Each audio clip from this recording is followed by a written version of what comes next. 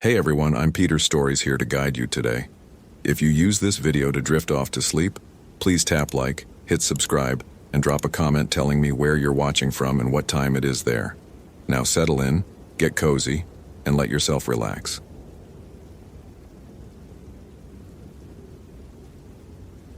Olympic National Park, Washington State, October 2014. The phone call came at 4:47 p.m. on a Thursday, just as Christopher Brennan was updating trail closure notices in the ranger station. The woman's voice carried that particular tremor he'd learned to recognize over 20 years in search and rescue. Not panic yet, but standing right at its edge, looking down. "My daughter hasn't answered her phone in 36 hours, Mrs. Mitchell said. "Harper. She's doing research for her graduate thesis, anthropology. She was studying the Quinault legends around Lake Quinault, and her last text said something about voices in the trees." Christopher's pen stopped moving. The fluorescent lights above hummed their monotonous note. Outside, the perpetual mist of the Olympic Peninsula pressed against the windows like something trying to see in. "Voices," he repeated, keeping his tone professionally neutral. "I know how that sounds," Mrs. Mitchell continued, words rushing together now. "But Harper isn't. She's sensible. She wouldn't just go off-grid without telling me. And that last message, it was strange. She said she'd found something the elders had refused to talk about. Something about Thauxia." Christopher's hand went to his neck unconsciously, fingers finding the small scar beneath his collar. 8 years. 8 years since the Ho River incident, and he still couldn't hear certain words without his body responding before his mind caught up. "Ma'am, I need you to send me Harper's last known location, her vehicle description, and that text message," he said, already pulling out the SAR protocols binder. "I'm going to initiate a search immediately." After he hung up, Christopher sat in the empty station for a full minute, staring at the topographical map of the Quinault River watershed on the wall. The green contour lines twisted like a maze, elevation markers climbing toward the interior wilderness where the old growth stood in cathedral silence, where the mist never quite burned off, even at noon, where, if you listened carefully enough, the forest sometimes whispered back. His supervisor, Martinez, wouldn't be back until tomorrow. Christopher could wait, file the proper paperwork, assemble a team by morning. That was protocol. That was sensible. But he thought about Harper Mitchell, 23 years old, curious enough to go looking for stories that the Quinault elders kept locked behind their teeth. He thought about 36 hours in the Olympic backcountry as October darkness came earlier each day. And he thought about 8 years ago, when he'd been the one stumbling out of the forest 3 days late, unable to explain the gaps in his memory or why his equipment had been found scattered across 2 miles of trail. Christopher pulled his personal pack from the storage locker. His hands moved with practiced efficiency. Water purification tablets, emergency beacon, first aid kit, waterproof matches, thermal blanket, headlamp, spare batteries, his Gerber multi-tool, paracord, the orange trauma kit he'd replaced twice in 20 years but never actually needed. The SAR radio went on his belt, his personal Garmin GPS, more reliable than his phone in the backcountry, clipped to his chest pocket. The duty log waited on his desk. He wrote the time, his name, initiating preliminary search for Harper Mitchell, last known vicinity, Lake Quinault Northwest Trails, and signed it. Not quite by the book, but documented enough that Martinez wouldn't have his head. Before he left, Christopher opened the bottom drawer of his desk and withdrew the item he'd kept there for 8 years, wrapped in a plastic evidence bag that had never made it to any official report. The small carved figure, no bigger than his thumb, smooth river stone shaped into something almost human but not quite. He'd found it clutched in his own hand when he'd regained consciousness that day in 2006, with no memory of picking it up. He put it in his pocket, just in case. Harper Mitchell's silver Subaru Outback sat alone in the trailhead parking lot, surrounded by towering Sitka spruce that dripped with condensation. Christopher arrived at 6:15 p.m., with maybe 90 minutes of usable light remaining. The October sky already held that particular quality of dimness that meant the dark would come fast when it came. He approached the vehicle systematically, circling it twice before touching anything. Washington plates, a university parking permit on the windshield, coexist bumper sticker, next to one for the American Anthropological Association. The doors were locked. Through the window he could see a sleeping bag in the back, a camp stove, a red backpack, and his stomach tightened. Her phone, sitting in the center console. No one left their phone behind. Not in 2014. Not deliberately. Christopher pulled out his own phone and took photos of the vehicle, the license plate, the parking lot from multiple angles. One bar of signal, flickering. He texted dispatch with Harper's plate number and location, waited for the message to send, then pocketed the device. From here on, the radio would be more reliable. The trailhead sign read, Quinault Ridge Trail, 6.2 miles to Three Lakes Junction. Below it, smaller. Difficulty, moderate. Elevation gain, 2,400 feet. Caution, trail may be muddy and overgrown beyond mile 4. Christopher knew this trail, had walked it maybe 30 times over the years. It wound up through the transition zone between lowland temperate rainforest and the higher alpine zones, following an old indigenous route that predated European contact.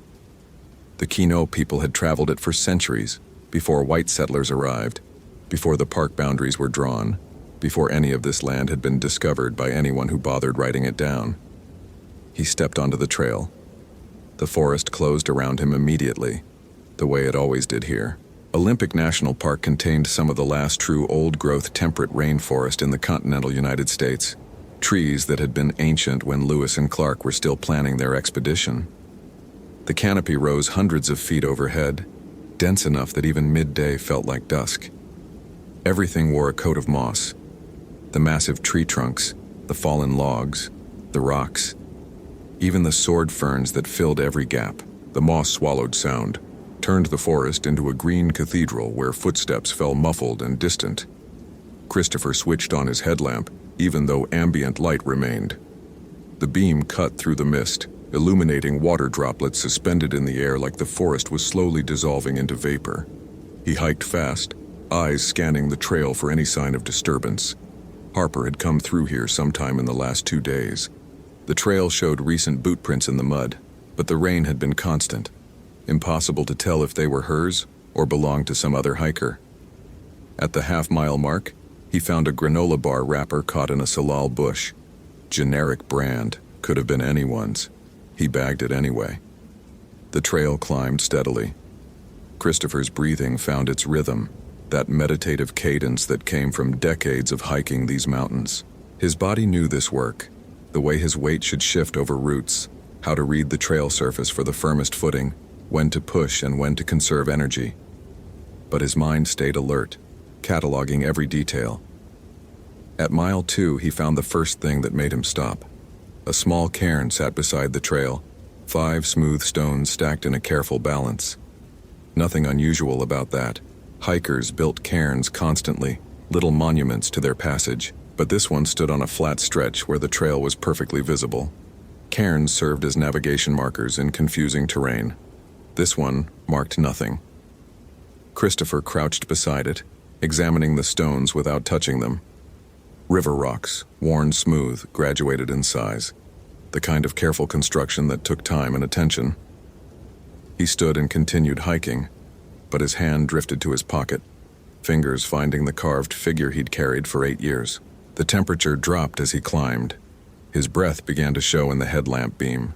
The mist thickened into proper fog, reducing visibility to maybe 20 feet. Sound changed, too, not louder or softer, but flattened, directions becoming uncertain. His boots on the trail, the drip of condensation from branches, his own breathing, all seemed to come from everywhere and nowhere simultaneously. At mile 3, he found Harper's bandana tied to a branch. It hung from a western hemlock sapling right at trail height, impossible to miss. Bright purple fabric, deliberate placement. Christopher pulled it down carefully, noting that the knot was tight, intentional. A trail marker, then. Harper telling anyone who followed that she'd come this way. But the trail only went one direction. Why mark it? He keyed his radio. "Dispatch, this is Brennan. Over." Static answered, thick and prolonged. He tried again. adjusting the frequency. More static, punctuated by brief crackles that might have been speech or might have been interference. Christopher checked his GPS.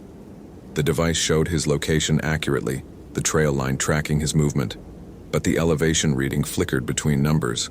1,847 feet, then 19923, then 1734. He tapped the screen. The numbers steadied at 1,868 feet, which seemed approximately correct for mile 3. He tied the bandana to his pack and kept moving. The fog grew thicker. His headlamp beam barely penetrated 15 feet now, just revealed the trail immediately ahead and turned everything beyond into indistinct gray shapes. The massive trees became pillars disappearing into whiteness. The forest had always felt like a separate world, but now it felt like the only world. Everything else erased. At mile 4, the maintained trail ended. The sign had warned him. Overgrown beyond mile 4.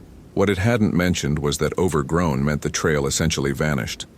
The clear dirt path he'd been following disintegrated into a maze of fallen logs, ferns, and moss-covered stones. He could see traces of a route, slight depressions in the vegetation, the occasional worn spot on a log where boots had scraped away moss, but nothing definitive. Christopher paused, sweeping his headlamp across the tangle of forest. The GPS showed the trail continuing northeast, climbing toward the ridge that would eventually reach Three Lakes Junction. But Harper had gone somewhere. The bandana proved she'd made it to at least mile 3. Had she continued on the official route, or diverted? He was about to key his radio again when he saw it. Another cairn, this one built on a nurse log 10 feet off the trail.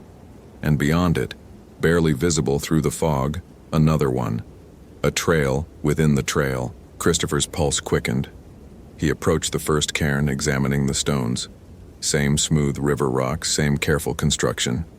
He looked ahead and spotted a third cairn, maybe 30 feet deeper into the forest. Then a fourth, just barely visible at the edge of his light. Harper had marked a route. Not the maintained trail, something else. The carved figure in his pocket seemed to grow heavier. Christopher took a breath, made a decision. He pulled out his personal GPS and marked a waypoint. Left main trail following cairn 6:48 p.m. Then he stepped off the official route and into the old growth. The forest changed character immediately. On the maintained trail, there'd been at least the pretense of human presence. The cut pathway, the occasional blaze mark on trees, the sense that rangers passed through regularly. Here, that thin veneer of civilization vanished. The spaces between the massive trees stretched into darkness. Fallen logs lay in geometric chaos, some as wide as Christopher was tall, their root systems rearing up like frozen waves of earth and wood. The moss grew thicker, cushioning his footsteps into absolute silence.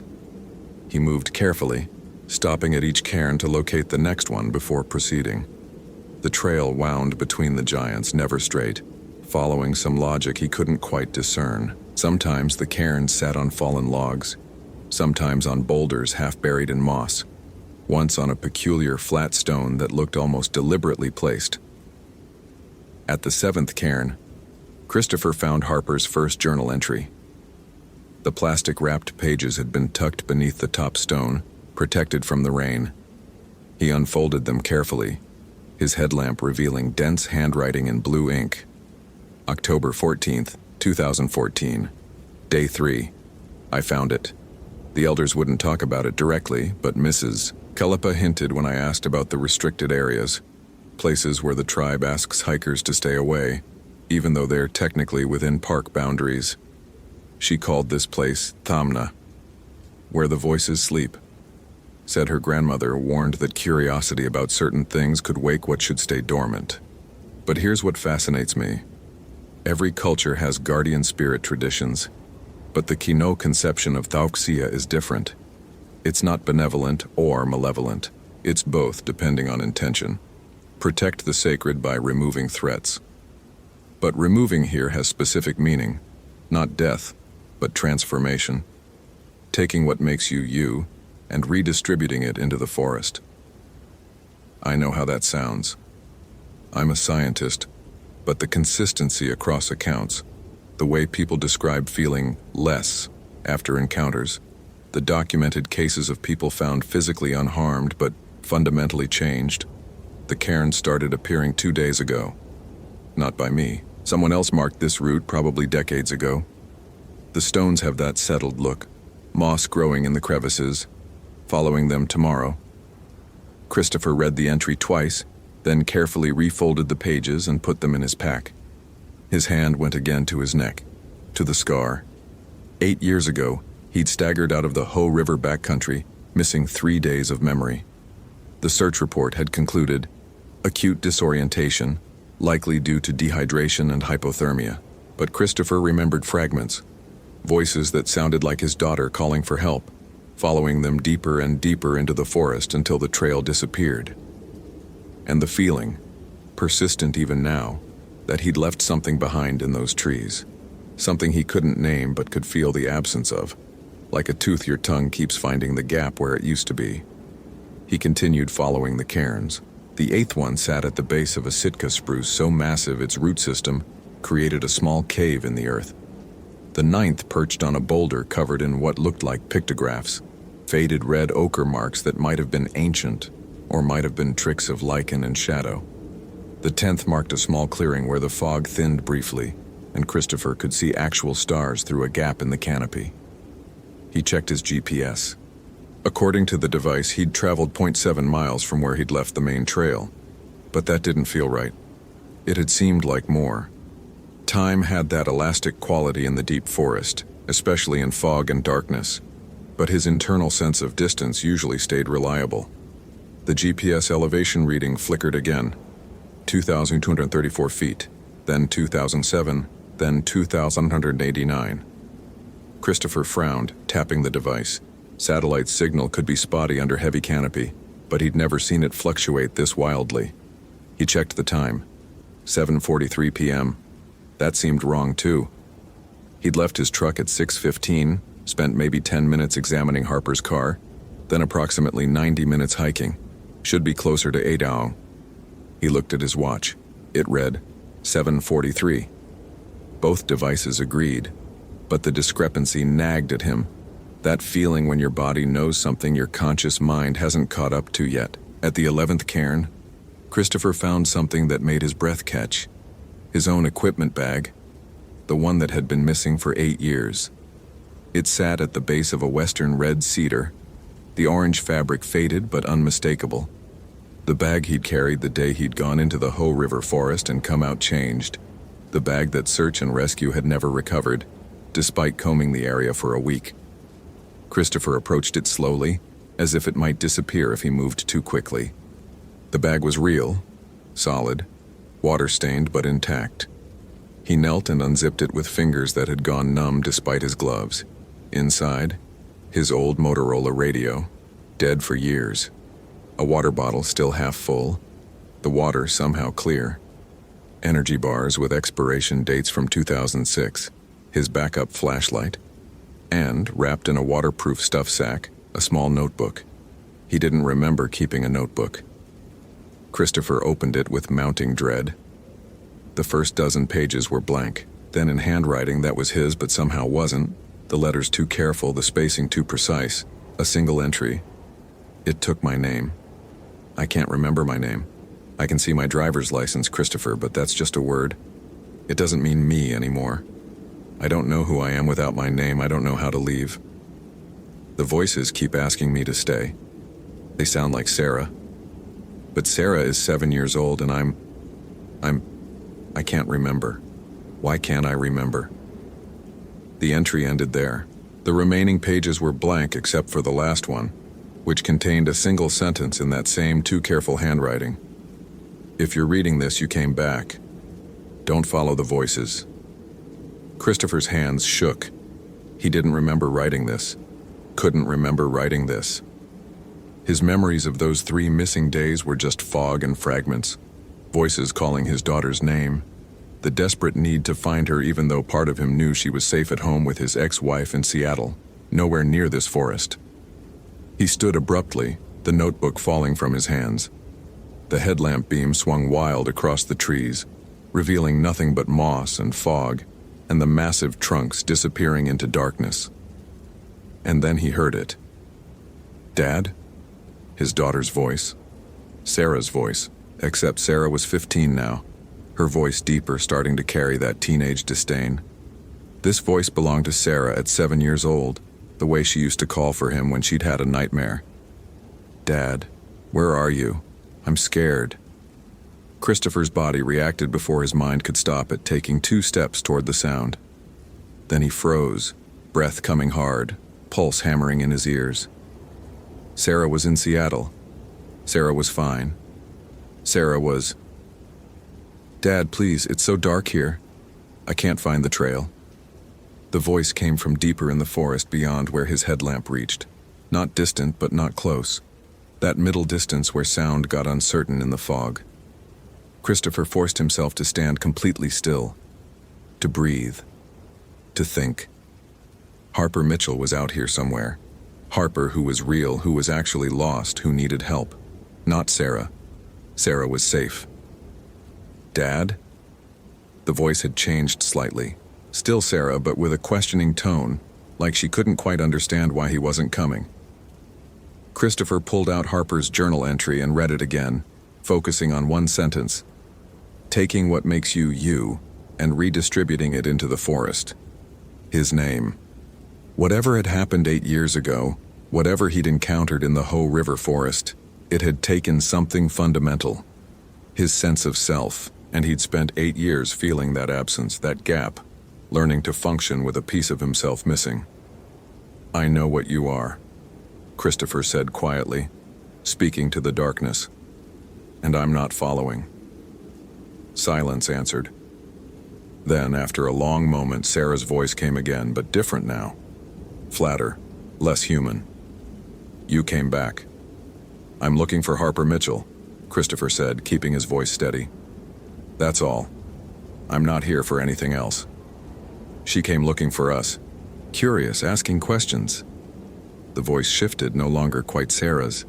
Something underneath it now, like multiple speakers slightly out of sync. "We showed her. She wanted to understand. Now she does." "Where is she?" "Where you were. Where you'll be again." "I'm not..." Christopher stopped himself. Arguing with it felt wrong, like acknowledging something he didn't want to acknowledge. He changed tactics. "Is she alive?" A sound came from the darkness. It might have been laughter, but it might have been wind through branches. The fog seemed to thicken, pressing closer. "Alive," the voice said. "Alive. Such a specific word. She breathes. Her heart beats. Are those the only things that matter?" Christopher's hand went to his radio. Still only static. He tried his cell phone. No signal at all now. The GPS showed his location, but the elevation numbers had stopped making sense. 3,847 feet, which was impossible. He hadn't climbed nearly that much. Movement caught his eye.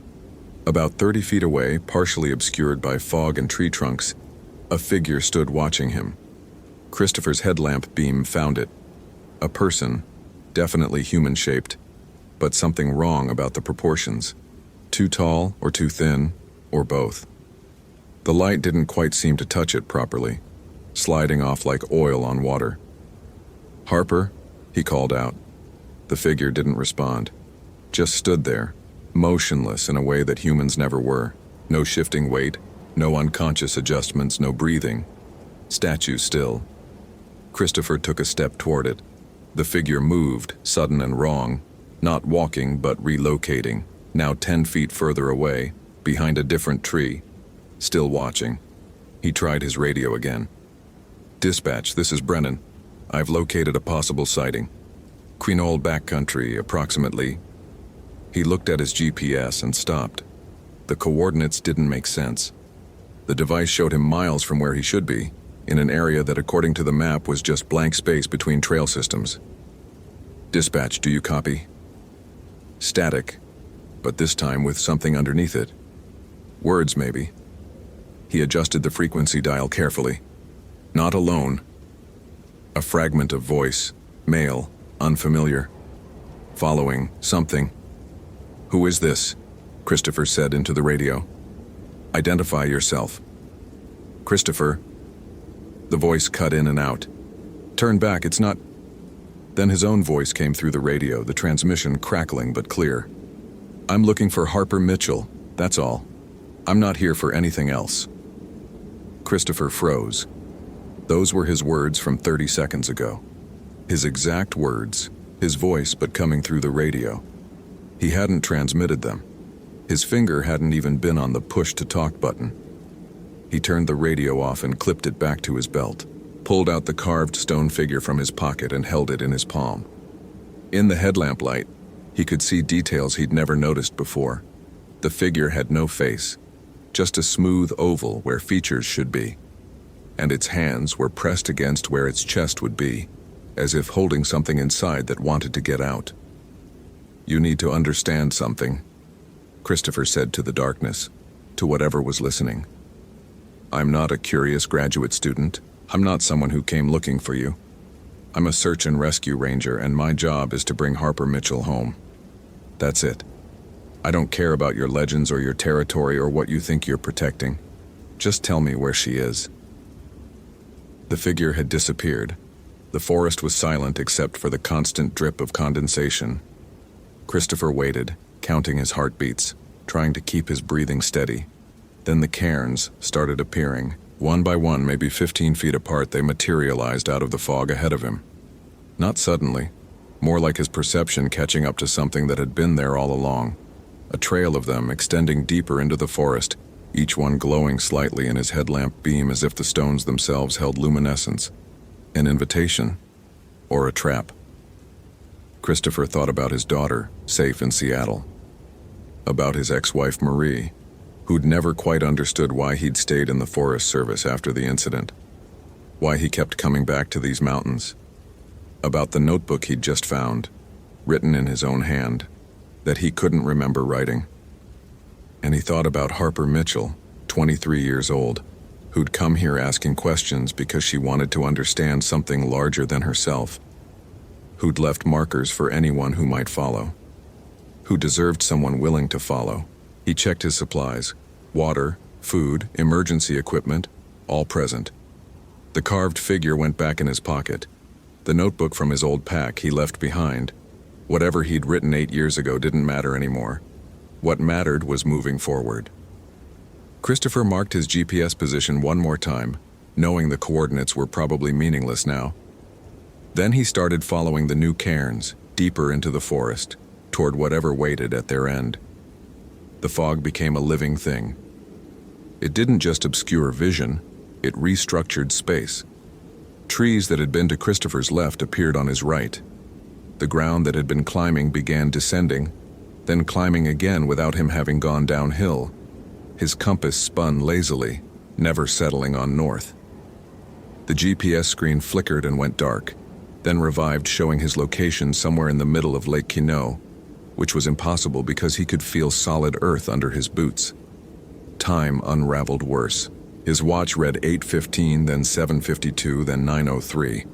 He stopped checking after that. The cairns continued their trail, steady markers in the madness. At least those stayed consistent. Christopher clung to that, each pile of stones a confirmation that this was a path, that someone had traveled it before, that there was a destination rather than just endless wandering. At what might have been the 23rd cairn, or might have been the 100th, he found Harper's second journal entry. October 15th, day 4, I think. The cairns don't mark distance, they mark moments of choice. Every time I reach one, I feel the pull to turn back, and every time I choose to continue, something changes. Not the forest, me. I'm becoming less opaque. That's the only way I can describe it, like I'm slowly being diluted. Mrs. Kalapa was right. This isn't about harm, it's about belonging. The forest wants me to be part of it, but you can't be part of something and remain separate. The mathematics are elegant, actually. Every system tends toward equilibrium. You can't introduce a foreign element without that element either transforming the system or being transformed by it. I chose transformation. That's the anthropologist's curse, wanting to understand from the inside. But I'm leaving these notes because I think I was wrong about one thing. I thought I was choosing. I'm starting to suspect the choice was made for me the moment I asked the first question. Tauxia doesn't force, it simply reveals the inevitable. Whoever finds this, tell my mom I wasn't scared. Tell her I found what I was looking for. Christopher folded the pages carefully, his hands steadier than they should be. A strange calm had settled over him somewhere in the last however long it had been. Terror required a stable sense of self, and his had been loosening its grip since the moment he'd found his old equipment bag. He understood now what had happened 8 years ago. Why he'd come out of the Ho River forest feeling like he'd lost something essential. Why mirrors sometimes showed him a stranger. Why his own name occasionally sounded like nonsense syllables. Why Sarah at 15 felt simultaneously like his daughter and like a person he'd never met. Tauxia, the voice in the moss, the guardian of the deep places, didn't kill. It absorbed. It took the edges that made you separate from everything else and smoothed them down until you became part of the ecosystem. Another element in the forest's chemistry, and it had been doing so for centuries, maybe longer. All those missing persons cases, all those hikers who'd walked into the Olympic backcountry and never walked out, they were still here in a sense, just not as themselves anymore.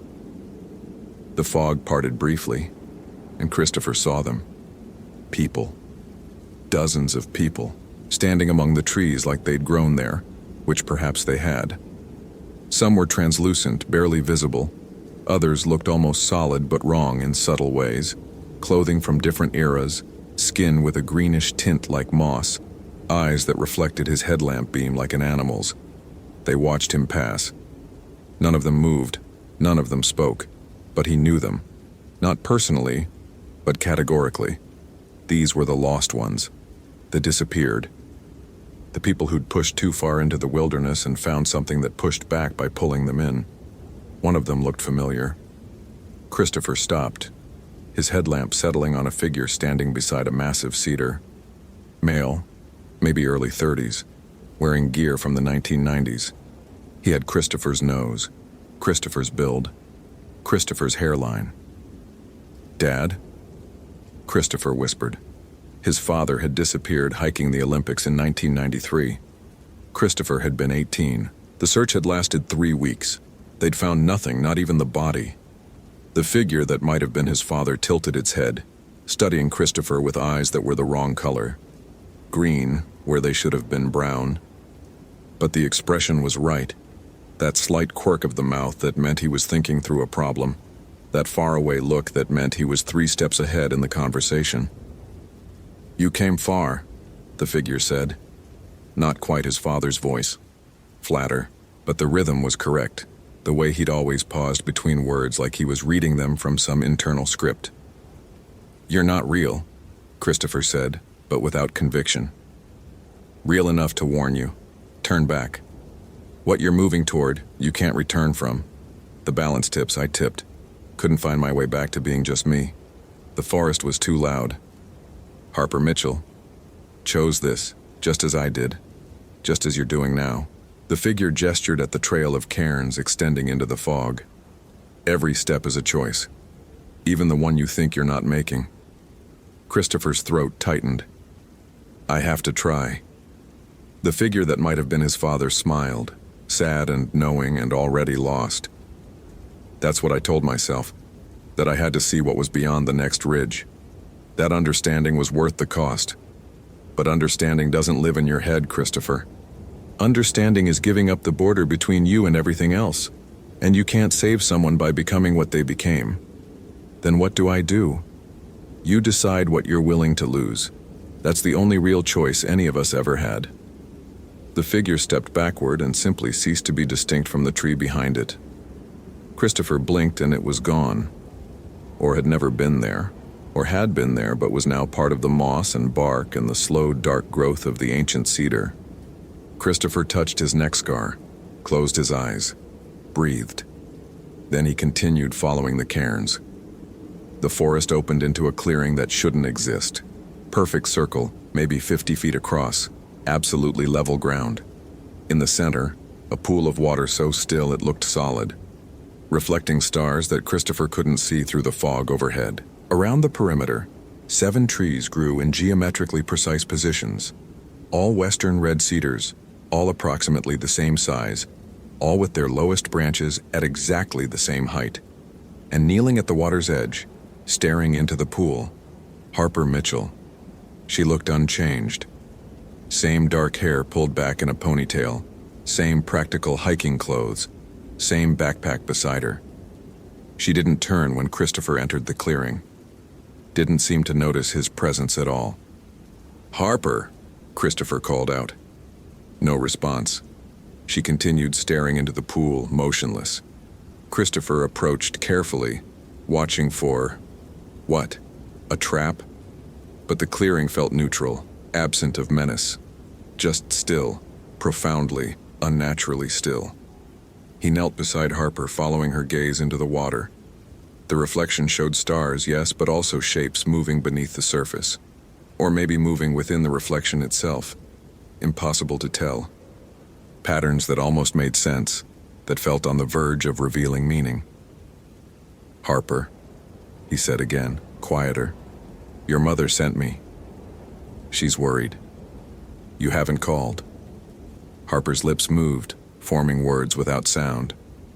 Christopher leaned closer. "Everything connects." The whisper was barely audible.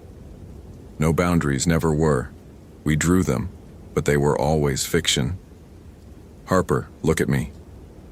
Slowly, with visible effort, Harper turned her head. Her eyes met Christopher's, and for a moment they were perfectly clear. Young, intelligent, aware, scared. "I can't find the way out," she said, her voice stronger now. "I can see it. I can see every step I took to get here. But when I try to reverse them, I just end up back at this pool. It's like the forest learned me, learned how I think, how I move, and now it knows me too well to let me go." "I can lead you out," Christopher said. Harper laughed, sharp and bitter. "You followed my cairns. You came exactly where it wanted you, don't you understand? Every person who comes looking becomes part of the pattern. That's how it protects itself, not by attacking, but by absorbing, by making you want to stay." "I don't want to stay." "Not yet." Harper looked back at the pool. "But you will, just like I was starting to. It shows you things, connections you never noticed, patterns in everything, the way water flows, the way light moves through leaves, the way your thoughts are just electrical impulses that aren't really different from the electrical impulses in a tree responding to storm damage. It breaks down the categories. Human, forest, life, matter. They're all just energy arranged differently." Christopher understood. God help him, he understood. Because he'd felt it 8 years ago, standing in some other clearing in the Ho River backcountry. The sense of boundaries dissolving, the seductive logic that insisted separation was the illusion and connection was truth. "That's not freedom," Christopher said. "That's disappearing. Or it's finally becoming real, finally being honest about what we are." Harper's hands trailed in the water. Ripples spread across the surface, distorting the star reflections. "Mrs. Kalapa tried to warn me. She said the elders teach that Thausia doesn't take, it reveals. And what it reveals is that we were never separate to begin with. We just pretended we were." "Harper." Christopher made his voice firm, authoritative. The voice he'd used for 20 years guiding lost hikers back to safety. "Stand up, we're leaving." "I can't." "You can. You choose to stand, you choose to walk, you choose to follow me. It's that simple." "It's not." Harper's voice cracked. "Christopher, it is Christopher, right? That's what my notes said. Christopher Brennan. You went missing in 2006. 3 days. They found you disoriented, dehydrated. No memory of what happened." "Yes. But you remember now, don't you? You remember standing somewhere like this, seeing the connections, feeling yourself dissolve." Christopher didn't answer. Couldn't answer. Harper continued, quieter. "You escaped. Somehow. But you left something behind. I can see it in you. There's a gap. Like part of you is still here, in the forest, and you've spent 8 years walking around incomplete. Then I'm evidence that escape is possible. Are you? Harper met his eyes again. Or are you evidence that escape is just a longer route to the same destination? You came back, Christopher. Everyone who touches this comes back. It's in you now, spreading, growing, like moss colonizing a stone. Slow but inevitable. Christopher pulled out the carved figure from his pocket and set it on the ground between them. The small stone shape, featureless face, hands pressed to its chest. I found this 8 years ago. I've carried it ever since, even though I couldn't remember where it came from. It was a reminder, I think, a promise. A promise to what? To not forget that I made it out.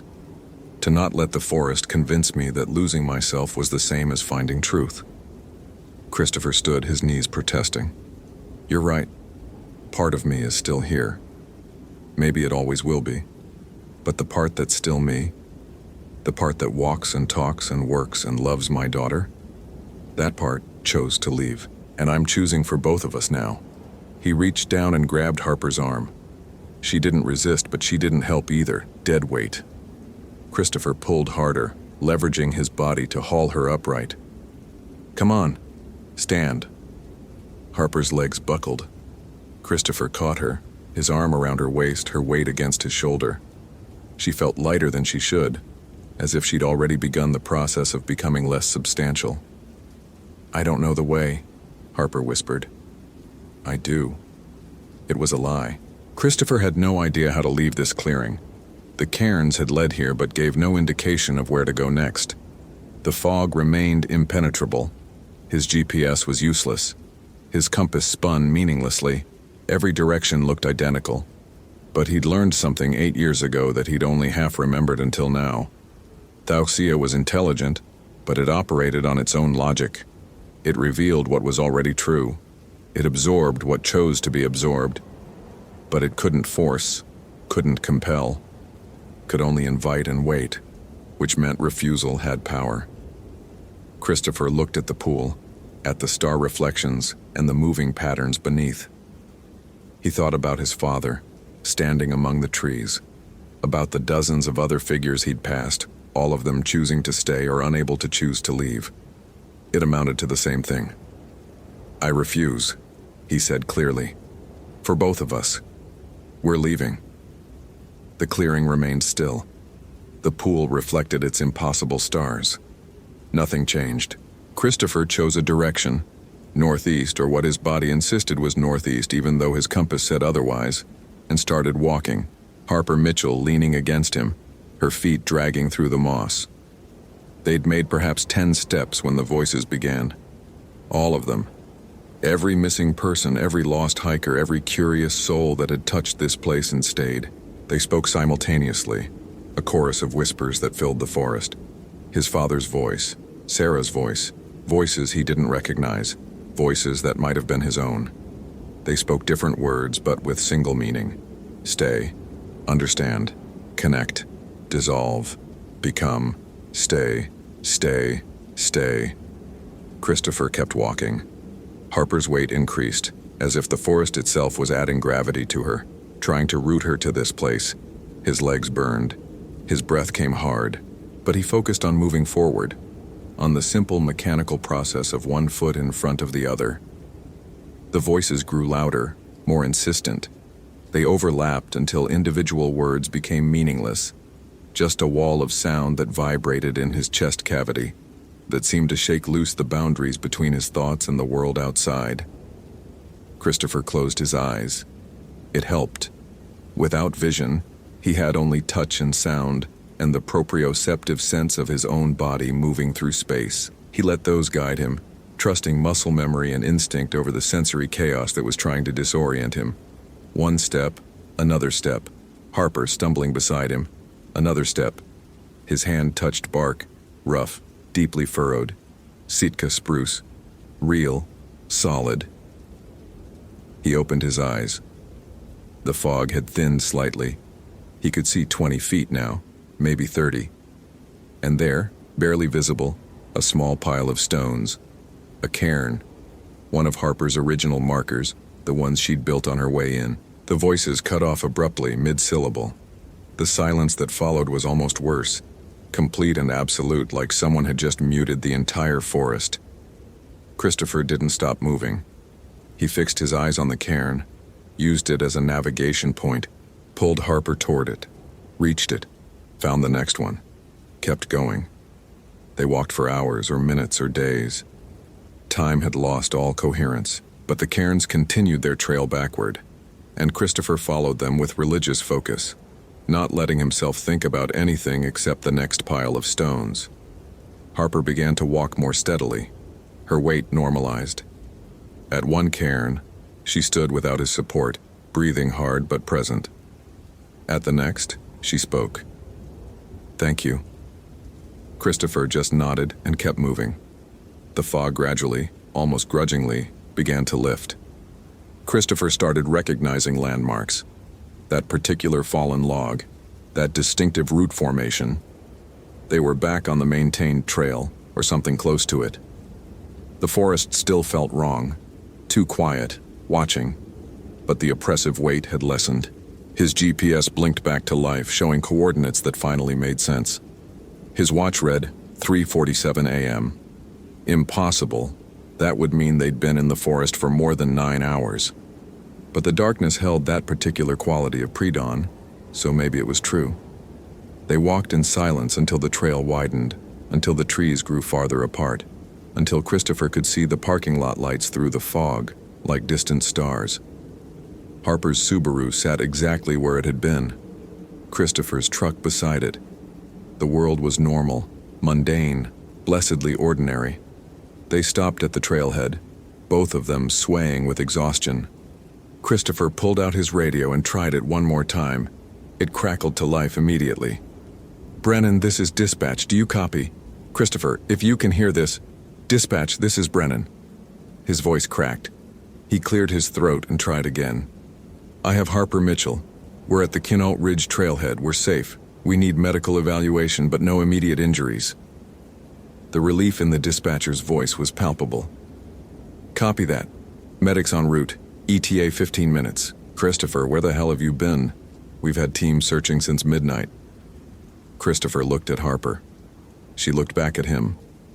They'd made it out, but they'd left pieces of themselves in those woods, and they both knew it. The forest had them now, in small ways. Not absorbed, but marked. Changed. "Long story," Christopher said into the radio. "I'll debrief when we get back."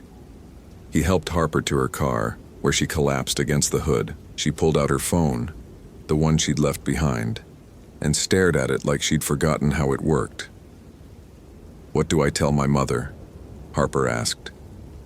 Christopher thought about the carved figure, still in his pocket, about his father among the trees, about the gap inside himself that had been there for 8 years and would probably never fully close.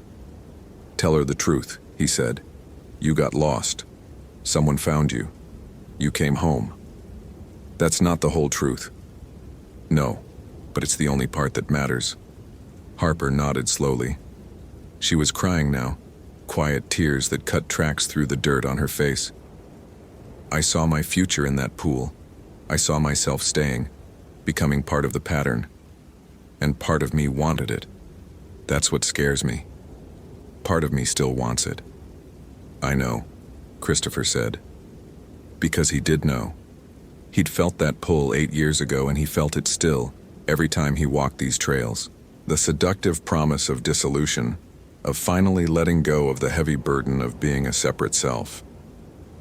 "Does it get easier?" Harper asked. Christopher thought about his daughter Sarah, about the way he sometimes couldn't quite connect her face to the feeling of loving her, about mornings when he looked in the mirror and had to consciously remind himself that the reflection was him, about the persistent sense that he was living in borrowed time, that the forest would eventually call in its debt. "No," he said honestly, "but you learn to live with it. And the people who love you, they'll anchor you. Keep you remembering why being yourself matters even when part of you has forgotten." The sound of sirens cut through the pre-dawn darkness. Medics, search and rescue teams, the whole apparatus of society coming to pull them back into the world of human boundaries and separate selves. Christopher pulled the carved figure from his pocket and looked at it one last time. The featureless face, the hands pressed to the chest protecting something inside, or holding something back. He set it on the ground beside the trailhead sign. A marker, a warning, a promise that some debts remain unpaid, some connections can't be fully severed, and some forests never truly let go. Harper watched him do it. She understood. They both did, in ways they could never explain to anyone else. They'd gone into the deep places and come back, but they hadn't come back alone. They'd brought the forest with them, quiet, patient, waiting. The medics arrived with blankets and questions. Harper's mother, who'd driven through the night when she'd heard her daughter was found, held her and wept. Martinez showed up and gave Christopher that look, the one that meant they'd be having a long conversation about protocol and unauthorized searches and going solo into the backcountry. But all of that was later.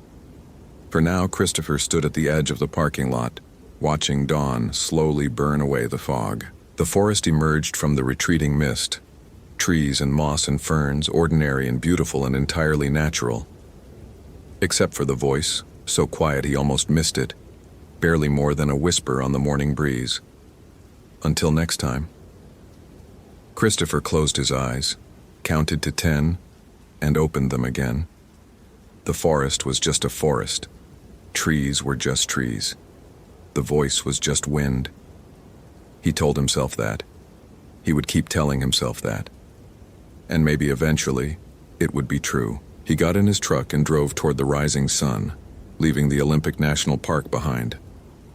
But he could feel it watching him go, patient as stone, waiting for the day when he'd stop remembering why he'd chosen to leave. And on that day, the forest would be ready. The end. Thank you for reading. If you enjoyed this supernatural horror story, I'd love to hear your thoughts. What do you think really happened to Christopher during those 3 missing days in 2006?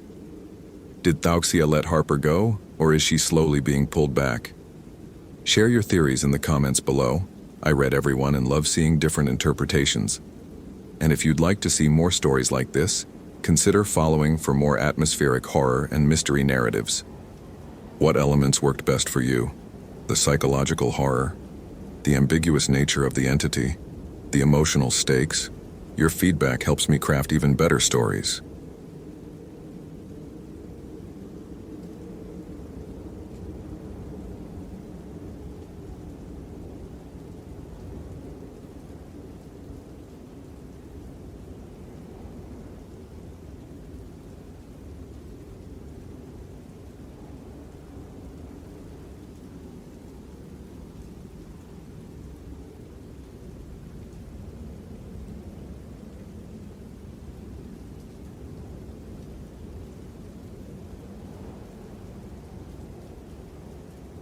Olympic National Park, Washington, October 2014.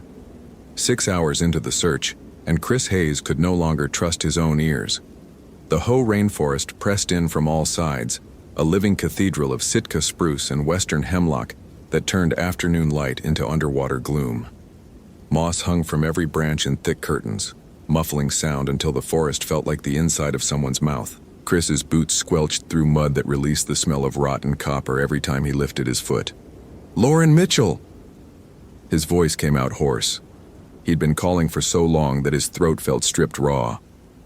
"Lauren, if you can hear me, stay where you are, make noise!" Static crackled from the radio on his belt. "Hayes, this is base, any sign?" Chris unclipped the radio, thumbing the transmitter. His hands looked strange to him, too pale. Fingers trembling slightly from cold or exhaustion or something else. "Negative. I'm at mile marker 7 on the Hoh River Trail. Haven't found tracks since the mudslide crossing." "Copy that.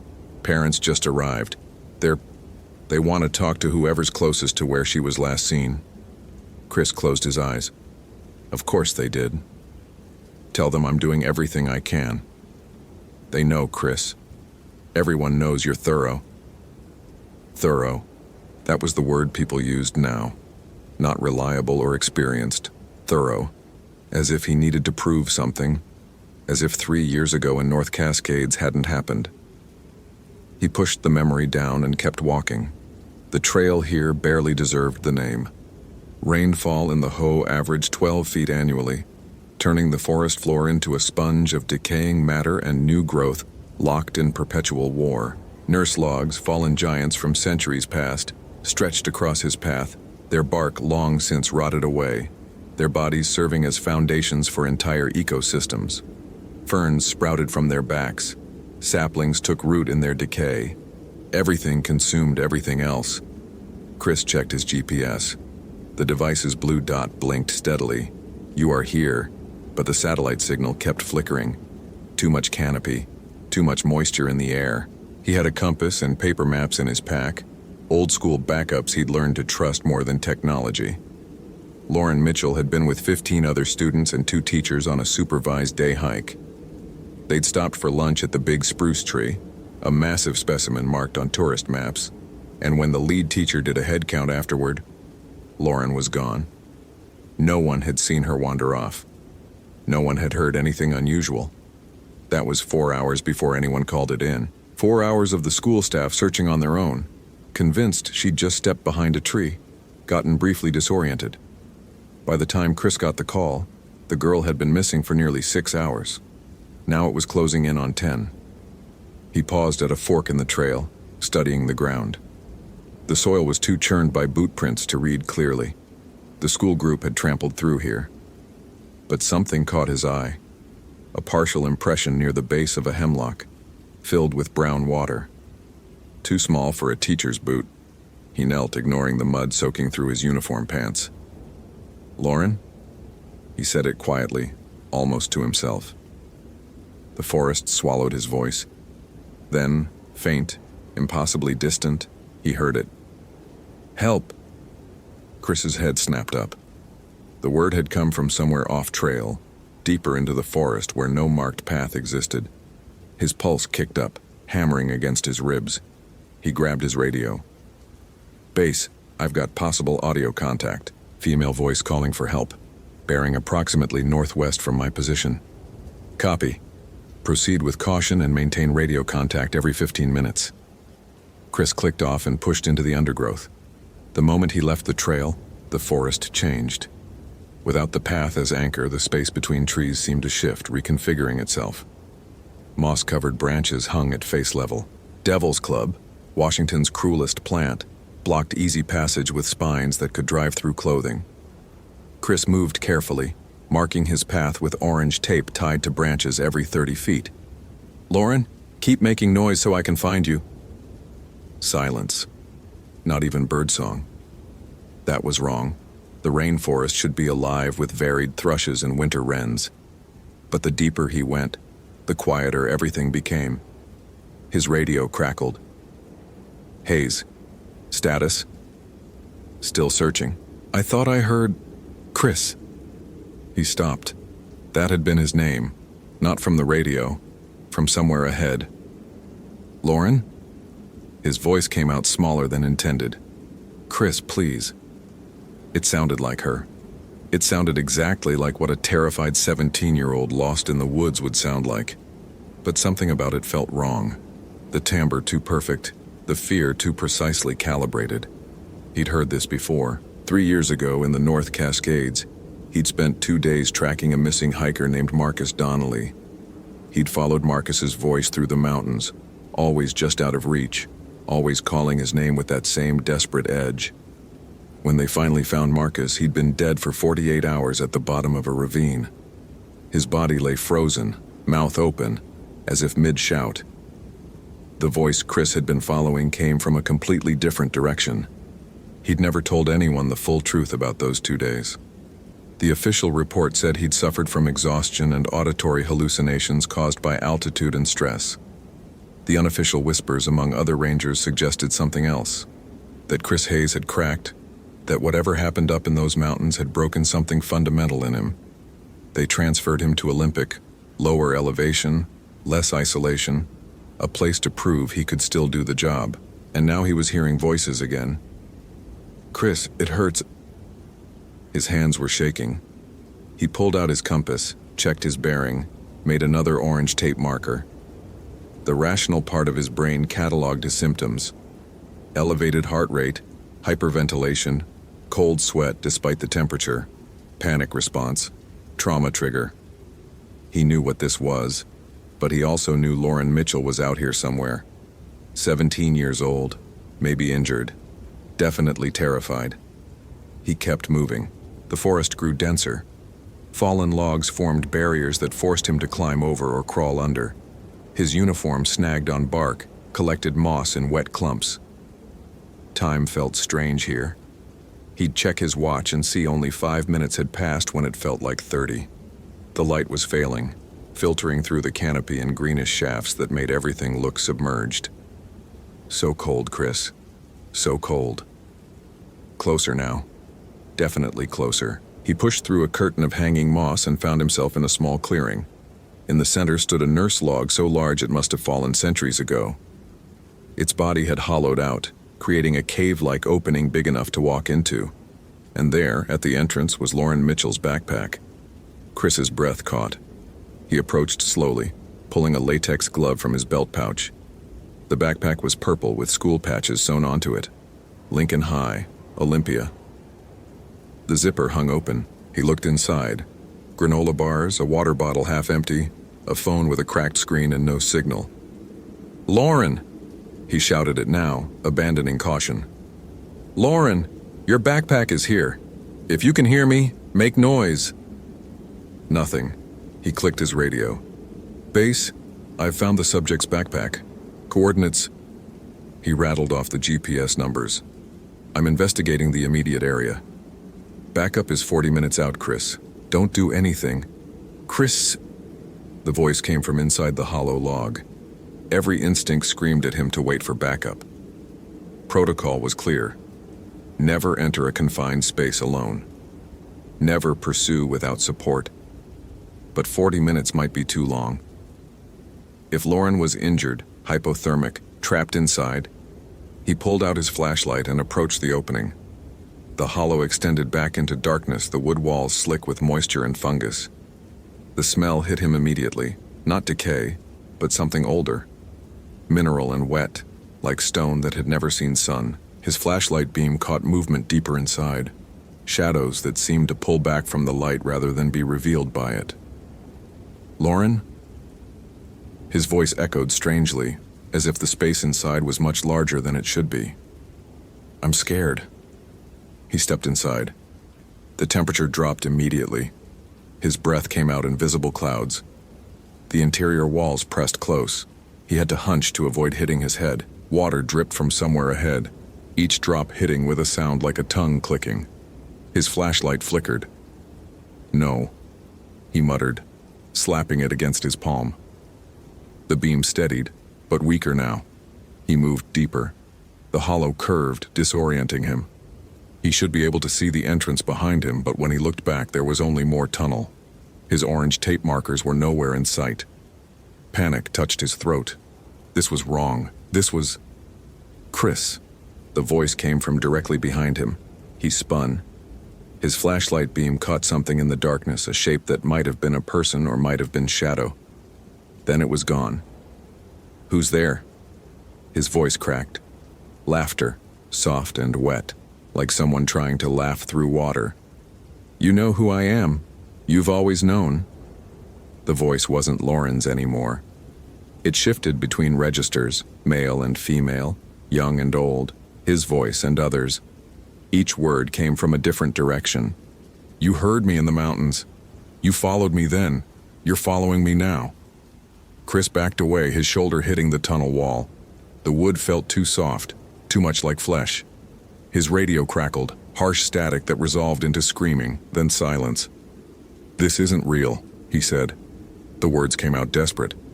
"You're not real." "Does it matter?" The flashlight died. Complete darkness. The kind that pressed against eyeballs, making them invent shapes and movement where none existed. Chris fumbled for his backup light, fingers numb with cold. Found it, clicked it on. Lauren Mitchell stood 3 feet in front of him. She looked wrong. Her skin was too pale, lips blue-tinged. Her clothes hung wet and heavy, but worst were her eyes. They held no pupil, no iris, just uniform darkness that reflected his flashlight beam like oil. "You can't save me," she said. "You couldn't save Marcus either. You're not Lauren." Chris forced the words out. "Lauren is alive. She's out here somewhere, and I'm going to find her." The thing wearing Lauren's face tilted its head. "Are you sure? Are you sure you're even awake right now, Chris? Maybe you never left North Cascades. Maybe you're still up in those mountains, frozen in the snow, dreaming all of this." His hand found the radio. He pressed transmit, heard only static. "No one can hear you. No one could hear Marcus either." He called and called, but his voice belonged to me. Chris's training warred with his terror. Observe, document, stay rational. He focused on details. The thing's feet didn't quite touch the ground. Water dripped from its hair but never pooled. Its chest didn't move with breath. Not real, not physical. "What do you want?" he asked. The smile was too wide. "To feed. Your fear is delicious, Chris. Your doubt, your guilt. I've been feasting on it since the mountains. You brought me here. Every time you questioned yourself, every nightmare, every time someone called you thorough, and you heard broken, you fed me." It stepped closer. The temperature dropped further. "Lauren will die out here, just like Marcus, and you'll spend the rest of your life wondering if you could have done more, if you weren't so damaged, if you were still the ranger you used to be." "No." Chris straightened, though his legs shook. "I'm done listening to you." He closed his eyes, breathed, in through nose, out through mouth. Ground himself in physical sensation, the mud on his boots, the weight of his pack, the ache in his throat from shouting. Real things. Tangible things. When he opened his eyes, the thing was closer, almost touching him. "You can't will me away, Chris. I'm part of you now." "Maybe," he said. "But Lauren isn't." He pushed past it, through it, and the sensation was like walking through spiderwebs. Cold, clingy. Then he was moving, running, one hand on the tunnel wall as guide. His backup light showed the way. Forward, always forward, no looking back. Behind him, voices shouted his name. Marcus's voice, his ex-wife's, his father's, all the people he'd disappointed, all the ways he'd failed. The thing was trying to stop him, trying to drag him back into doubt. He ran anyway. Light appeared ahead, real light, afternoon sun filtering through moss. Chris burst out of the hollow log and fell to his knees in mud. His radio crackled. "IS! Chris Hayes, respond!" He grabbed it with shaking hands. "I'm here. I'm here." "Thank God." "What happened?" "You went dark for 30 minutes. 30 minutes, it had felt like hours.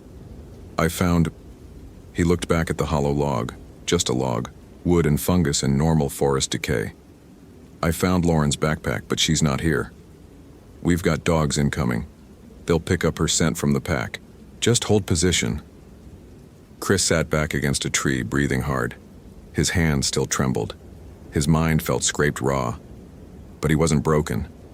He'd walked through it, whatever it was, and come out the other side. The search dogs arrived 20 minutes later, followed by a team of 6 rangers.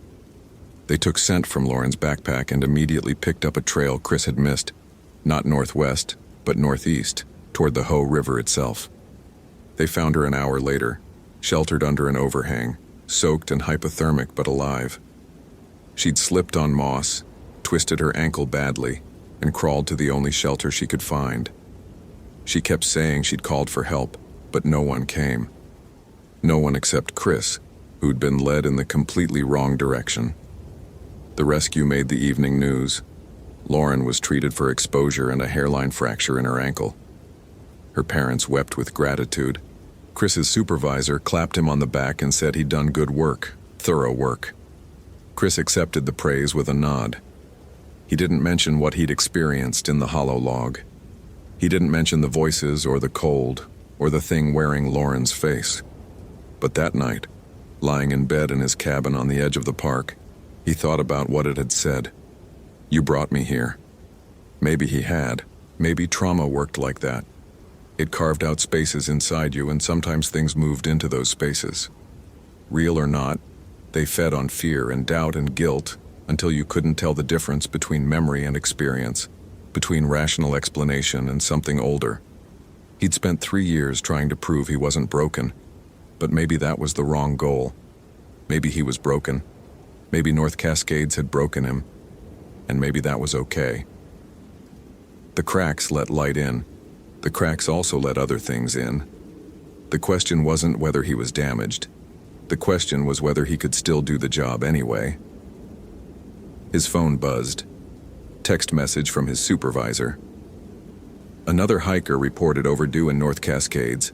They want someone who knows the area. Interested? Chris stared at the message for a long time. Then he typed, "Yes." He'd go back to the mountains. He'd face whatever was there, real or imagined, external or internal. Because Lauren Mitchell was alive.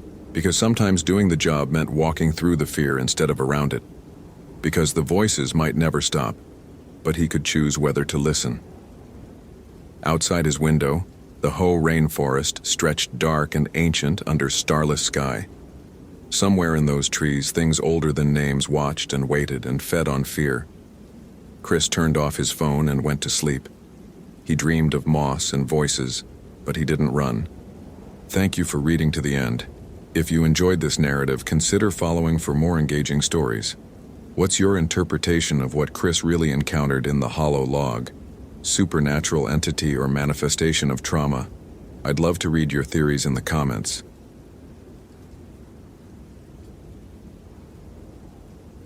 Olympic National Park, Washington State. October 2014. The radio crackled against David Mercer's hip, a burst of static that resolved into Anderson's voice. "Mercer, you copy? We're pulling back to base camp. Lights going in 40 minutes. David pressed the transmit button, his thumb leaving a smear of mud across the plastic. "Negative. I'm continuing search pattern Delta 7. "David." Anderson's tone shifted, the careful modulation of someone talking to a spooked animal. "You've been out there 6 hours. Your GPS shows you've covered 12 miles of trail and another 4 off route. Come back. We'll resume at first light with fresh teams."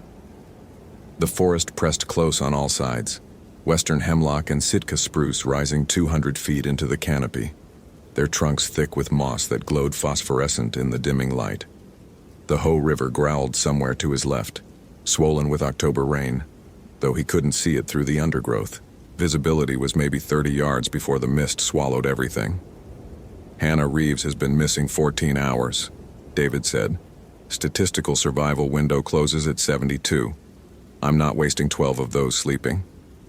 Silence on the other end. Then, "It's not about the statistics, is it?" David didn't answer. He clicked off the radio and kept walking. The trail, if you could still call it that, had degraded into a suggestion, a slightly clearer path through the ferns and Devil's Club that tore at his uniform pants. His left boot had developed a leak somewhere around mile 8, and his sock squelched with each step. The GPS unit on his belt showed his position as a blinking blue dot against the topographic map. Elevation 872 feet, 1.3 miles northeast of the last confirmed sighting location. Hannah's backpack had been found at mile marker 5. Tour's contents scattered across the trail. Her phone was dead, crushed, the screen spiderwebbed, but the last outgoing audio message still recoverable. Her mother had played it for him that morning, her hands shaking as she held out her own phone. Mom, there's someone on the trail. I thought I was alone, but I keep hearing. It sounds like you. It sounds exactly like you, calling my name, but you're in Tacoma. You can't be here. Mom, I'm scared. The voice knows things. It knows about the argument we had. It's saying the exact words you said, but the mouth. Mom, when I see where the voice is coming from, the mouth isn't moving right. Please call me back. Please. Static. Then nothing.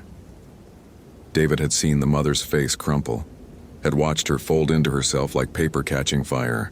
He'd said the right things, used the phrases from the training manual. We're doing everything we can, and let's stay positive. And the Olympic wilderness is vast, but we know these trails. What he didn't say, I've heard this before. I've stood in almost this exact spot and listened to almost these exact words, and 8 years ago I failed, and Sarah Chen is still missing, and sometimes I hear her voice too. The mist thickened as he pushed deeper into the forest. Temperature was dropping. His breath emerged in visible puffs now, maybe 48 degrees and falling. The dampness penetrated his ranger jacket, settled into his bones. His handheld radio hissed with periodic bursts of static, though no voices came through anymore. Either he was too deep in the forest or Anderson had given up trying to call him back. A sound emerged from somewhere ahead. A voice, female, young. "Help me." David froze. His right hand dropped to the mag light clipped to his belt, though he didn't turn it on yet. The forest had gone quiet around the voice. No bird calls, no rustle of small animals in the undergrowth. Even the river seemed to have hushed. "Hello?" he called. "Hannah? Hannah Reeves? Please, I don't know where I am." The voice came from the northeast, off trail. David consulted his GPS, marked his current position, and began pushing through the undergrowth. Salmonberry bushes caught at his jacket. A spider web stretched across his face, invisible until it was too late, and he clawed it away. "Keep talking," he shouted. "I'm coming to you. What do you see around you?" "Trees, it's all trees. I can't find the trail." 50 yards into the underbrush, his boot caught on something. He looked down and saw a blue sneaker. Women's size 7, the laces still tied. He keyed his radio. "Anderson, I've found evidence. Hannah's shoe approximately 400 yards northeast of..." Static roared back at him, so loud he had to yank the radio away from his ear. When it subsided, there was something underneath it. A whisper that might have been words, but probably wasn't. "Hannah?" he called again. No response. The forest had swallowed the voice entirely. David crouched beside the shoe.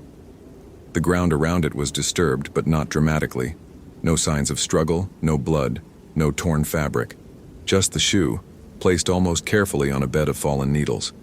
He pulled an evidence bag from his pack and sealed the shoe inside, tagged it, marked the GPS coordinates. As he stood, something moved in his peripheral vision. A figure, pale and quick, darting between two massive spruce trunks about 20 yards ahead. Too fast to see clearly, but the silhouette was human-sized, human-shaped. "Hannah!" He ran. The forest opened into a small clearing, maybe 40 feet across, carpeted in moss that glowed in the failing light. In the center stood a western red cedar, its trunk 12 feet wide, its bark hanging in long strips. The tree was old, 500 years, maybe more. David had seen it on topographic maps marked as landmark cedar, used as a waypoint by hikers since the 1960s. The figure stood on the far side of the tree, barely visible, female, wearing what might have been a purple jacket like Hannah's. But the proportions were wrong somehow. The limbs too long, or the torso too short, the perspective skewed, as if he were seeing her through warped glass. "Hannah, stay where you are. I'm Ranger David Mercer. I'm here to help you." The figure tilted its head. Even in the dim light, David could see that the movement was wrong, the angle too extreme, like a bird examining prey. Then it spoke, and the voice was his ex-wife's voice. "David, why didn't you find me?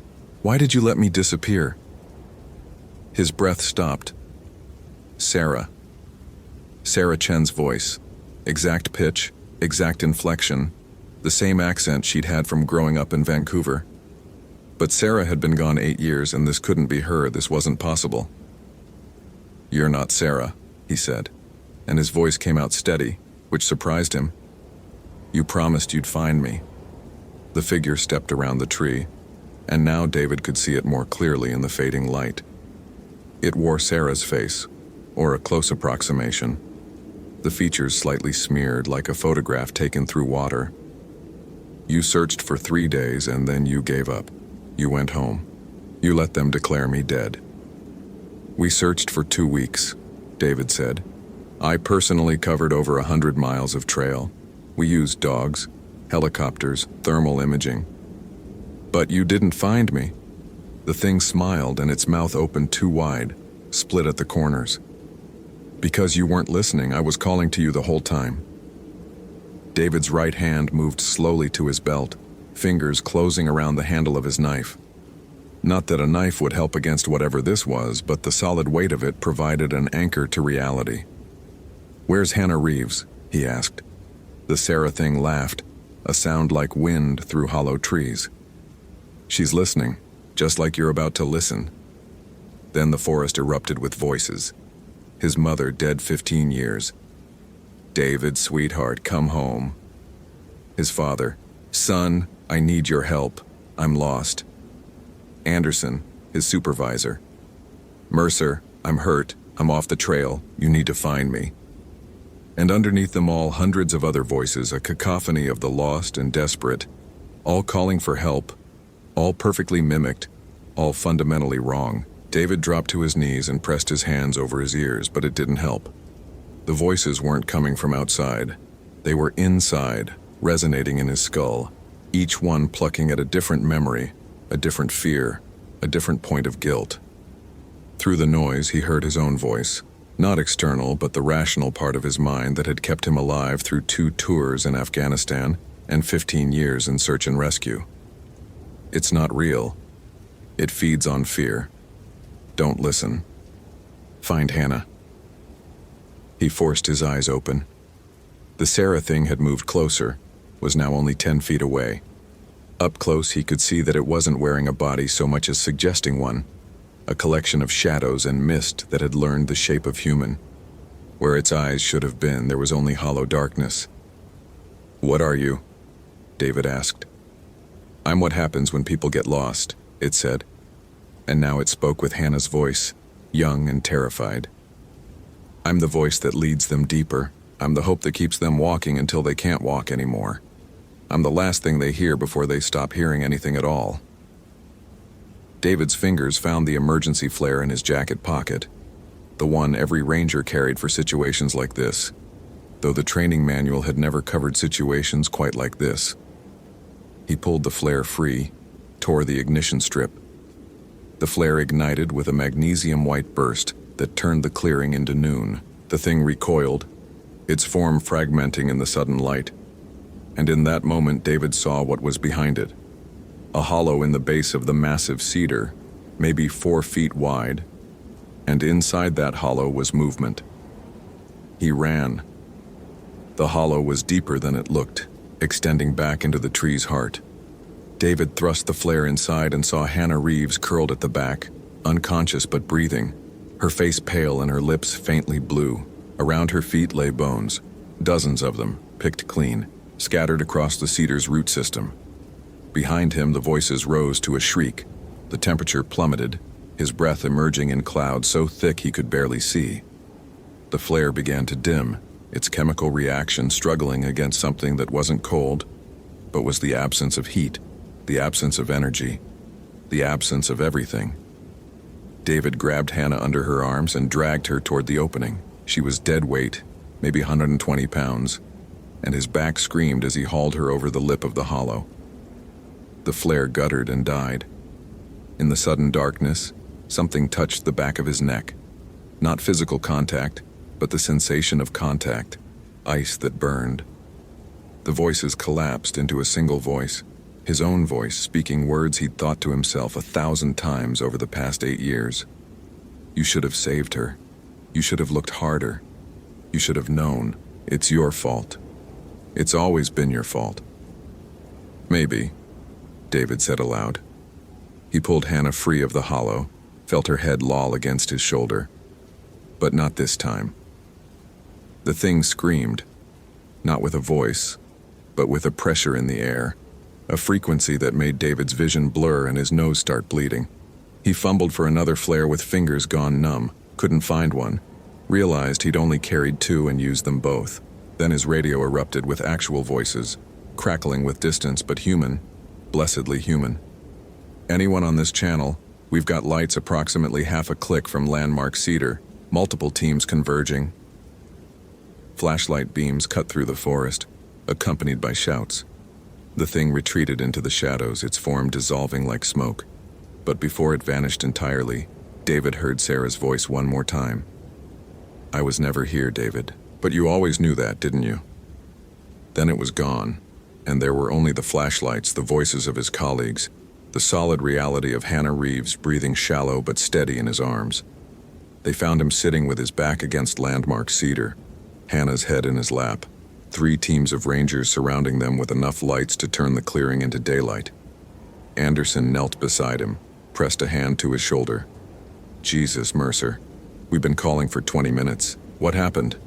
David looked up at him. "Found her in the tree hollow, hypothermic, maybe drugged. Needs immediate evac. We've got a stretcher coming. Can you walk?" "Yeah." But he didn't move.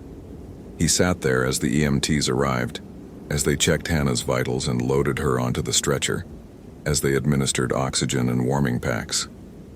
He sat there as Anderson gave orders and coordinated the evac route. He sat there as the teams began filing out, their lights bobbing through the forest like fireflies. Finally, Anderson crouched in front of him. "David, the hollow. There were bones." "I saw. Forensics is on the way, but they're old. Years old. Maybe decades." Anderson paused. "They'll need to be identified. Could be multiple victims. Could be Sarah." David finished. He pushed himself to his feet, every muscle protesting. "I know." They walked back together in silence, following the marked trail that the teams had flagged. Around them, the forest seemed different now, still vast, still wild, but no longer hostile. Just trees, just undergrowth, just the endless patient cycle of growth and decay. When they reached base camp, Hannah Reeves was already loaded in the helicopter, its rotors whirring. Her mother stood beside it, crying, pressing her hands against the window. She saw David and broke away, ran to him, threw her arms around him. "Thank you," she sobbed. "Thank you, thank you, thank you." David patted her back awkwardly. "She's strong. She'll make it." The paramedic said she kept saying things, kept talking about voices. The mother pulled back, her face streaked with tears and hope. "Did you hear them too?" David looked at her for a long moment. Then he lied. "No. Just her.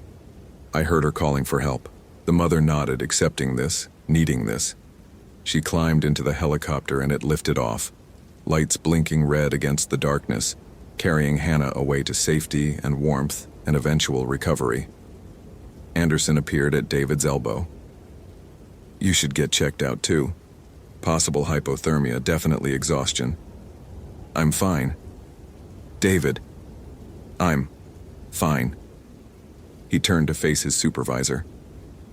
"But I need to be here when they excavate the hollow, when they identify the remains." Anderson studied him in the generator lights, understanding crossing his face. "Sarah? Maybe. And if it's not her?" David didn't answer, because the truth was he'd known for 8 years that Sarah was dead. Had known it the moment she disappeared, the moment he'd found her backpack sitting neat and undisturbed beside the trail, just like Hannah's had been. Had known it in the way the forest felt wrong that day, in the voices he'd heard calling his name, in the cold that wasn't quite cold. He'd known, and he'd pushed the knowledge down, buried it under protocols and search patterns and the comfortable lie of rational explanations. Because acknowledging what was really out there, what lived in the deep places, what fed on the lost and the lonely, what wore the faces of the dead, meant acknowledging that some people couldn't be saved, that some cases couldn't be closed, that sometimes the forest simply took what it wanted and gave nothing back. But Hannah had come back. That was something. That was enough. "Get some rest," Anderson said finally. "That's an order." David nodded, but as he walked to his truck, as he drove the winding road back toward civilization, as the forest fell away behind him, he couldn't stop seeing that hollow in the cedar's heart. Couldn't stop counting the bones. Couldn't stop hearing all those voices, calling out in the darkness, perfectly mimicked, fundamentally wrong. And somewhere in the back of his mind, in the place where the voices still echoed, he heard Sarah one more time. "Thank you for finding her, David. even if you couldn't find me." 3 weeks later, DNA analysis confirmed that one of the skeletal remains recovered from Landmark Cedar belonged to Sarah Chen, missing since October 2006. The other bones were still being processed. Early estimates suggested at least 7 other individuals, dating back as far as the 1970s. Hannah Reeves made a full recovery. She never spoke publicly about what happened in the forest, though she told her therapist she couldn't remember anything after leaving the trail. The last thing she recalled was her mother's voice, calling her deeper into the trees. David Mercer continued working as a ranger at Olympic National Park. He requested permanent assignment to the Ho River Trail sector and spent his days maintaining the paths, marking the safe routes, warning hikers about the dangers of wandering off trail. On quiet mornings, when the mist hung heavy between the trees and the forest held its breath, he sometimes heard voices calling his name. But he'd learned to distinguish between what was real and what was not, between the living and the echoes they left behind. And every time he walked past Landmark Cedar, he paused for just a moment listening, just in case someone was actually calling for help. Thank you for reading all the way to the end. If you enjoyed this narrative, I'd love to hear your thoughts. What's your interpretation of what really happened at Landmark Cedar? Was it truly supernatural, or had David's trauma manifested into something more? I'd be fascinated to read your theories.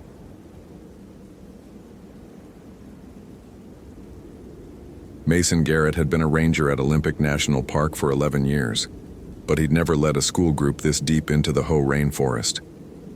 The 5th graders from Port Angeles Elementary moved in an uneven line behind him, their voices bright against the cathedral silence of the old-growth canopy. It was April 23, 2008, and the moss hung so thick from the Sitka spruces that the forest felt upholstered, muffling everything except the distant rush of the Ho River. "Mr. Garrett, is it true trees here can be 1,000 years old?" A girl with red braids, Emma something, walked beside him, notebook open despite the mist. "Older," Mason said, checking his watch. 2:47 p.m.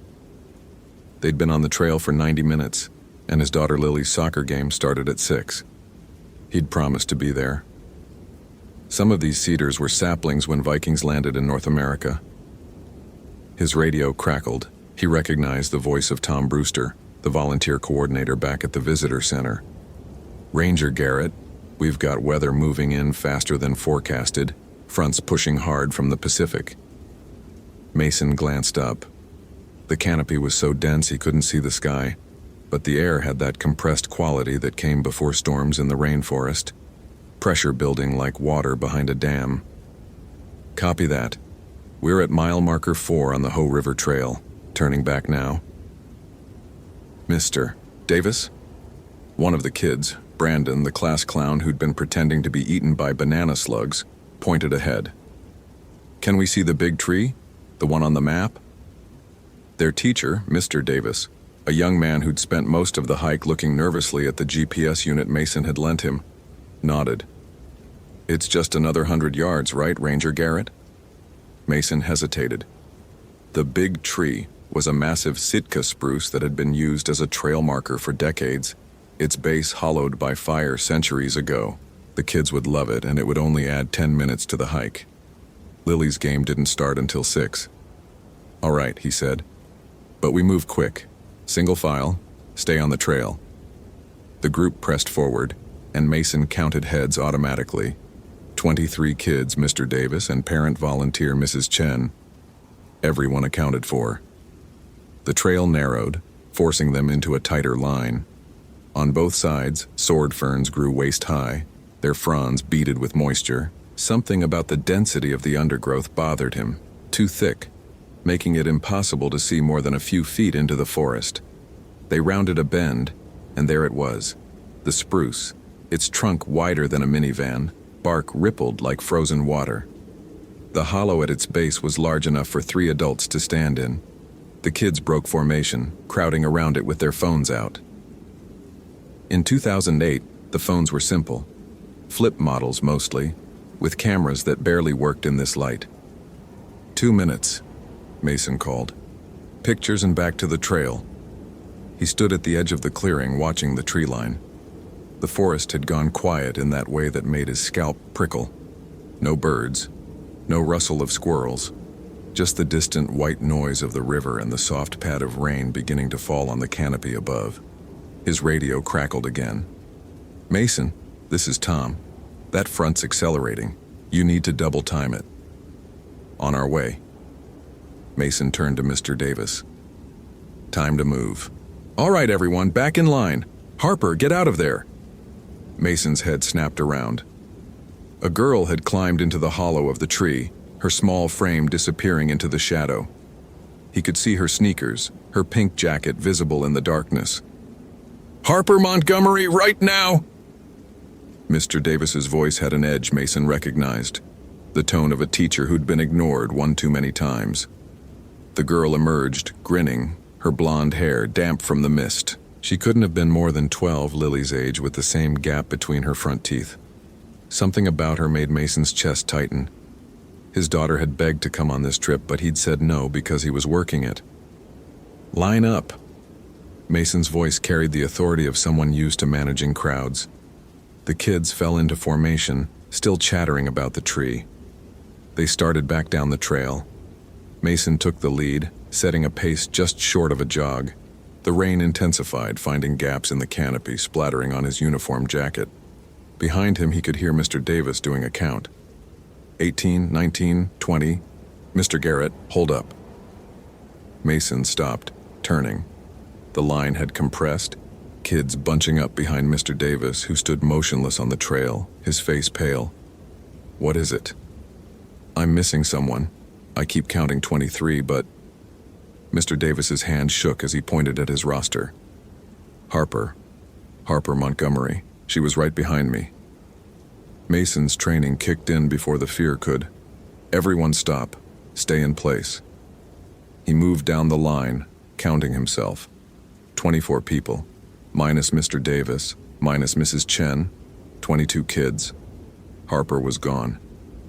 "When did you last see her?" Mason kept his voice level. "She was..." Mr. Davis turned in a circle. "She was right behind me. I saw her pink jacket, right there." Mason looked at the trail behind them. Rain had turned the packed earth dark, but he could see their footprints clearly in the mud. He counted back. The prints ended about 30 feet behind the group, where the trail bent around a massive hemlock. He walked back to the spot, crouching. There. A smaller set of prints. The tread of a child's sneaker, moving off the trail into the ferns. "Harper!" His voice echoed through the trees. "Harper Montgomery, if you can hear me, call out." Nothing. Just rain and river. Mason pulled out his radio. "Visitor Center, this is Ranger Garrett. I have a missing child on the Ho River Trail, approximately 4.2 miles in. Female, 12 years old, blonde hair, pink jacket. Initiating immediate search. Request backup and notify SAR." Tom's voice came back immediately. Professional. "Copy that. SR team is assembling. ETA 45 minutes. Give me a description and last known position." Mason provided the details while scanning the forest. The ferns where the footprints led were crushed, showing a clear path into the undergrowth, but it disappeared after about 10 feet, where the ground turned to moss-covered nurse logs. "Mr. Davis, take the group back to the trailhead. Move fast, but stay together. Mrs. Chen, you take up the rear, count off every 5 minutes." "We should help search," Mr. Davis said, but his voice wavered. "The best help is getting these kids safe. Go. Now." They left. The kids silent now, scared by the sudden shift in tone. Mason waited until they rounded the bend before turning to the forest. His training said to wait for backup. His gut said every second mattered. The temperature had dropped. He could see his breath now, which was strange for April in the rainforest. He followed the crushed ferns, calling Harper's name. The undergrowth was thick, slowing him down. His radio crackled with updates he only half heard. The rain fell harder, drumming on the broad leaves around him. Then he heard it. "Help." A girl's voice, thin and distant, coming from deeper in the forest. Mason's heart lurched. "Harper, keep talking. Follow my voice." "I'm lost. I can't find the trail." He pushed through a thicket of salal, branches scratching his face. "Keep talking, Harper, I'm coming to you." "I'm scared, it's so dark." "I know, honey, but I'm right here. Just keep..." He broke into a clearing. A nurse log, maybe 40 feet long, had fallen years ago, creating an open space beneath the canopy. The ground was carpeted with moss, luminous green even in the dim light. But Harper wasn't there. Harper. No answer. Mason turned slowly, scanning the trees. Nothing moved. The rain had stopped, he realized. When had that happened? The forest was silent again, that unnatural quiet that made him think of held breath. "Harper Montgomery, call out if you can hear me." "I'm here." The voice came from behind him. Mason spun. There, at the edge of the clearing, stood a small figure in a pink jacket. But something was wrong. The girl stood perfectly still, her face obscured by shadow despite there being no sun to cast it. "Harper?" Mason took a step forward. "Are you hurt?" The figure didn't respond, didn't move. Mason's radio crackled. He grabbed it. "Tom, I've got eyes on her. Grid reference." He looked down at his GPS unit, but the screen showed nothing but static. When he looked up, the girl was gone. "Harper!" Mason ran to where she'd been standing, but there were no footprints in the moss. No sign anyone had been there at all. His pulse hammered in his ears. 11 years in these woods, and he'd never felt this kind of wrong. His phone buzzed. Mason pulled it out, one bar of service flickering. A text from his wife, Sarah. "Lily says good luck to Harper's group. See you at the game." The screen flickered and died. The battery icon had showed 70% when he'd checked it an hour ago. "Help me." The voice again, but this time it came from his left, deeper in the forest. Mason moved toward it, his hand instinctively going to the canister of bear spray on his belt. Not that bear spray would help with whatever this was. "I'm coming, Harper. Keep talking." "It's cold. I can't feel my hands." That detail, specific, frightened, convinced him it was real. He crashed through the undergrowth following the voice. His mind was already running through hypothermia protocols. April in Olympic was mild, but shock could lower body temperature fast. He had an emergency blanket in his pack. "Almost there, honey. Just a little..." He stopped. In front of him, not 30 feet away, Harper stood at the base of a cedar tree. This time he could see her face clearly. But it was wrong. Her expression was blank, eyes focused on something beyond him, and she wasn't shivering. If she was cold enough to lose feeling in her hands, she should be shivering. "Harper, can you hear me?" Mason approached slowly, the way he would approach an injured animal. "I'm Ranger Garrett. I'm here to help you." The girl's head tilted, the movement too smooth, too precise. When she spoke, her voice had a layered quality, like multiple people speaking slightly out of sync. "Mason?" He stopped. "How do you know my name?" "Lily's father." The forest tilted. He'd never told these kids about his daughter. He'd mentioned her to Mr. Davis in the parking lot, but Harper had been nowhere near that conversation. "Come here, Harper. Let's get you back to the trail." "I'm not on the trail." Her voice was flat. "I'm in the tree." "What?" "The big tree. I went in and I couldn't come back out. But I can see you from here. You're far away." Mason's hands shook as he pulled out his radio. "Tom, I need you to send someone to that big spruce at mile marker 4.2. Have them check inside the hollow." Static. "Tom, do you copy?" Nothing but white noise. When he looked up, Harper was closer. She'd moved without him seeing, now only 10 feet away. Her eyes were completely black, pupils blown so wide there was no iris visible. "That's not Harper," Mason said out loud, his voice steadier than he felt. "No," the thing wearing Harper's face agreed. "But she's close. She's listening. She wants her mom." Mason's training, 11 years of wilderness protocols and emergency response, offered nothing for this. But something older did. The instinct that had kept humans alive in dark forests for millennia. Run. He turned and crashed back through the undergrowth, not bothering with the path. Behind him, he heard footsteps. Not running, walking.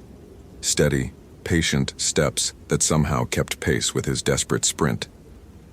"Mason." The voice was closer than it should be. "Lily's waiting for you." He didn't look back.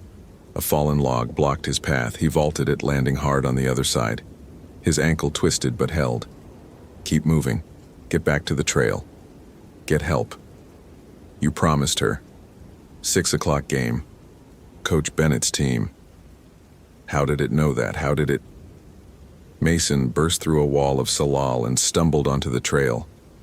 He recognized this spot, the bench carved from a cedar stump, the interpretive sign about nurse logs. He was half a mile from the big tree, but heading the wrong direction, deeper into the forest. His radio crackled. This time the voice was clear. "Et, do you copy? Mason?" "Tom." Mason grabbed the radio. "I need backup at mile marker 5. I don't have the girl, but there's something." "Mason, SAR is at the big tree. They found her." The world stopped. "What?" "Harper Montgomery. She's alive. Disoriented but alive. She was inside the hollow of that spruce. Says she couldn't find her way out, kept seeing the forest but couldn't reach it. Medics are checking her now." Mason looked back at the forest behind him. Nothing moved in the ferns. No pink jacket. No figure with black eyes. "Mason, where are you?" He looked at the trail marker. Mile 5.3. He'd run the wrong way. I'm coming back. Give me 20 minutes." The hike back should have been straightforward. Mason knew these trails better than his own neighborhood. But twice he found himself at the same fallen cedar, even though he'd only passed it once. The third time he checked his watch, it read 2:47 p.m., the same time they'd left for the big tree. He stopped walking. His hands were shaking now, not from cold, but from something else. How long had he been searching? It felt like hours, but if his watch was right. "Mason, you're going in circles." He spun. There, sitting on a nurse log 20 feet from the trail, was Harper. The real Harper this time. He could tell by her eyes, brown and terrified, and the way she hugged herself against the cold. "Harper." He took a careful step toward her. "Are you hurt?" "I don't know where I am." Her voice cracked. "I tried to follow you, but the forest kept changing. And there's something else here. Something that sounds like my mom." Mason's radio squawked. Tom's voice. "Mason, Harper is secure.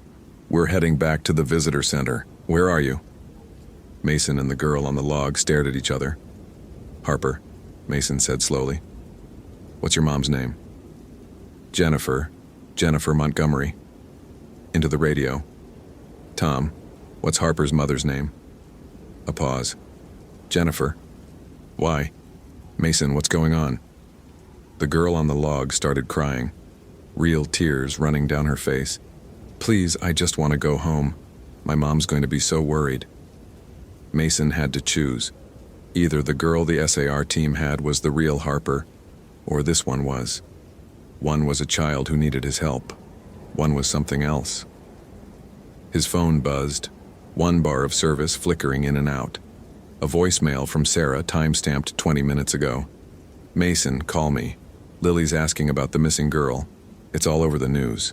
They said they found her, but Lily's crying, saying something's wrong. She says Harper called her phone, but it wasn't Harper's voice. I don't..." The message cut off. Mason looked at the girl. She'd stopped crying, and her face had gone blank again. Waiting. "How do you know my daughter?" Mason asked. "I don't." "You just said her name." "No, I didn't." But she had. Mason was sure of it. Or had she? The memory felt slippery, like trying to hold water. His radio. "Mason, we need you at the trailhead. Harper's parents are here." The girl stood up from the log. In the fading light, her shadow stretched wrong. Too long, too sharp, extending toward him like a reaching hand. "I want my mom," she said, and her voice fractured into that layered quality again. "I want my mom. I want my mom." I want... Mason ran. This time he didn't stop until he burst out of the tree line into the parking lot. The SAR truck was there, lights flashing. Tom ran toward him. Jesus, Mason, we've been calling you for 30 minutes. You okay? Harper. Mason bent over, hands on his knees, trying to catch his breath. The girl you found. Where is she? In the ambulance. Parents are with her. She's going to be fine. Little hypothermic, but... Mason ran to the ambulance. Through the open doors, he could see a girl wrapped in blankets. A woman hugging her. Jennifer Montgomery, probably. The girl looked up as he approached. Brown eyes. Gap between her teeth. She looked exhausted, but alive. Mr. Garrett, she said, and her voice was thin but steady. I'm sorry I went into that tree. I heard my mom calling me, and I thought she was in there, and then I couldn't get out. I could see the forest through the opening, but every time I tried to walk out, I just went deeper in. It's okay, Mason said, but he was studying her face, looking for something he couldn't name. You're safe now. There was something else in there with me, Harper whispered. It kept trying to make me look at it, but I remembered what my dad always says about animals. Never look directly at a predator, so I kept my eyes on the opening. On the light. Her mother kissed her forehead. You're so smart, baby, so smart. Mason stepped back, letting the medics close the ambulance doors. His phone buzzed. Actually rang this time. Full service returned. Sarah. Mason, thank God. Is it true they found her? Yeah, she's okay. He watched the ambulance pull away. I'm okay. Lily wants to talk to you. His daughter's voice, high and scared. Daddy? Harper called me. But it wasn't her. It knew things about her room, about her stuffed animals, but it talked wrong. Like it was reading words instead of saying them. Daddy, what called me? Mason looked back at the forest. The trail disappeared into shadow, and in that shadow something pink flickered between the trees. Then it was gone. I don't know, baby. But Harper's safe. She's with her parents. Are you sure? Mason thought about the girl in the ambulance, the way she'd said his name with perfect recall, despite never having spoken to him before. The way her eyes had met his with sharp intelligence, not the confusion of a lost child who'd been trapped for hours. He thought about the thing in the forest, the one that knew his daughter's name, that knew about the soccer game and Coach Bennett and the promise he'd made. He thought about how the girl in the ambulance hadn't mentioned seeing him at all, hadn't mentioned his voice calling her name, even though he'd been screaming for her for at least 30 minutes. Yeah, Mason said finally. I'm sure.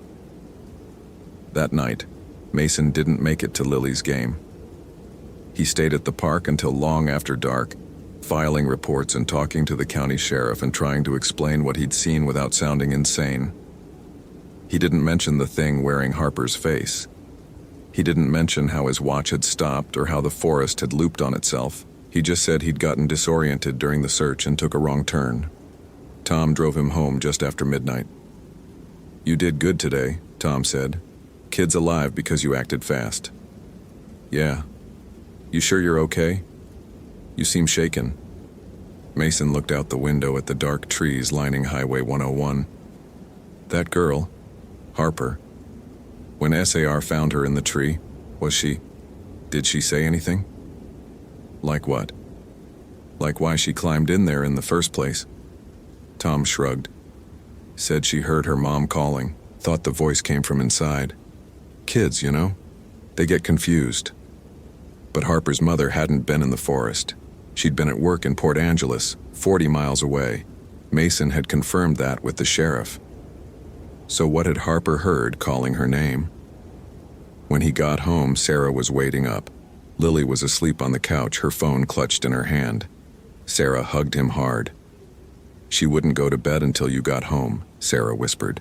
She kept saying Harper called again, but it was just breathing. I checked the phone, the calls are there, but they're from Harper's number.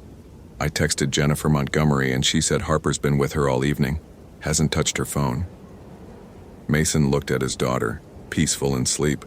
He thought about taking her phone and deleting the voicemails, but something stopped him. Instead, He went to the kitchen and poured himself a bourbon, his hands still shaking. His own phone buzzed. A text from an unknown number. "Thank you for finding her." Mason stared at it, then typed, "Who is this?" 3 dots appeared, showing someone was typing. Then stopped, then started again. Finally, "I'm in the tree." Mason's blood turned to ice. "Harper?" "The other one, the one that went in. I'm still here, but I can see out now. I can see everywhere." Mason should have blocked the number, should have called the sheriff. Instead, he typed, "What are you?" The response came immediately. "Hungry." Then, "Your daughter has a game on Saturday. Court 3, Coach Bennett. I'll be watching." Mason deleted the messages, then blocked the number, then checked every lock in the house twice. But all night, lying in bed next to Sarah, he kept thinking about that pink jacket flickering between the trees, about the girl with black eyes who knew his daughter's name, about Harper Montgomery, safe at home with her parents who maybe wasn't Harper at all. And somewhere deep in the Hoh rainforest, in the hollow of a tree older than nations, something waited. It had learned to mimic voices perfectly now, had learned how to wear a face that would make people trust it, help it, take it home. It had been hungry for so long, but now it knew where the children played. Mason Garrett still works at Olympic National Park. He never leads school groups anymore, and every night he checks his daughter's phone, looking for calls from numbers that shouldn't exist, from voices that know too much. Because he understands now what he found that day in April 2008. Harper Montgomery came home. But something else came with her. And in the Hoh rainforest, when the mist is thick and the trees hold their breath, you can still hear a girl's voice calling for help. Rangers know better than to answer. But sometimes hikers don't. Sometimes they follow the voice. Sometimes they climb into the tree. And sometimes they come back out. Thank you for reading to the end. If you enjoyed this narrative of parasitic entities and identity horror in the Olympic wilderness, I'd love to hear your thoughts. What do you think really happened to Harper? Did she escape or did something else walk out of that tree? Share your theories in the comments. The ranger's expression told Benjamin Carter everything he needed to know about how this conversation would go. That mixture of desperate hope and rural superstition. The weathered face lined with too many sleepless nights, spent believing in things that didn't exist. Ben had seen it 100 times before. In the Amazon, in the Carpathians, in the Australian outback. People clinging to their myths when faced with the uncomfortable randomness of tragedy. Dr. Carter, thank you for coming so quickly. Ranger Thomas Whitmore extended a calloused hand across the cluttered desk of the North Cascades National Park Ranger Station. Outside the window, October fog rolled through the valley like something alive, obscuring the jagged peaks in sheets of gray. I know you and Sophia were colleagues. I'm sorry about the circumstances. Ben shook the hand briefly, noting the small bone charm hanging from Whitmore's neck. Tourist trap stuff, probably picked up from one of the reservation gift shops. Sophia Mitchell was my research partner for 3 years, he said, settling into the wooden chair that creaked under his weight. Before she decided to throw away her career chasing fairy tales in the woods. Whitmore's jaw tightened. She was investigating something important.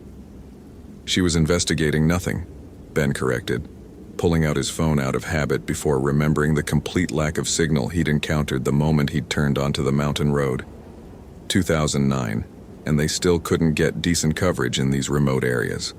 Sophia got caught up in the same romantic nonsense that derails half the anthropologists who spend too long in the field, going native, as they say. It's a professional hazard.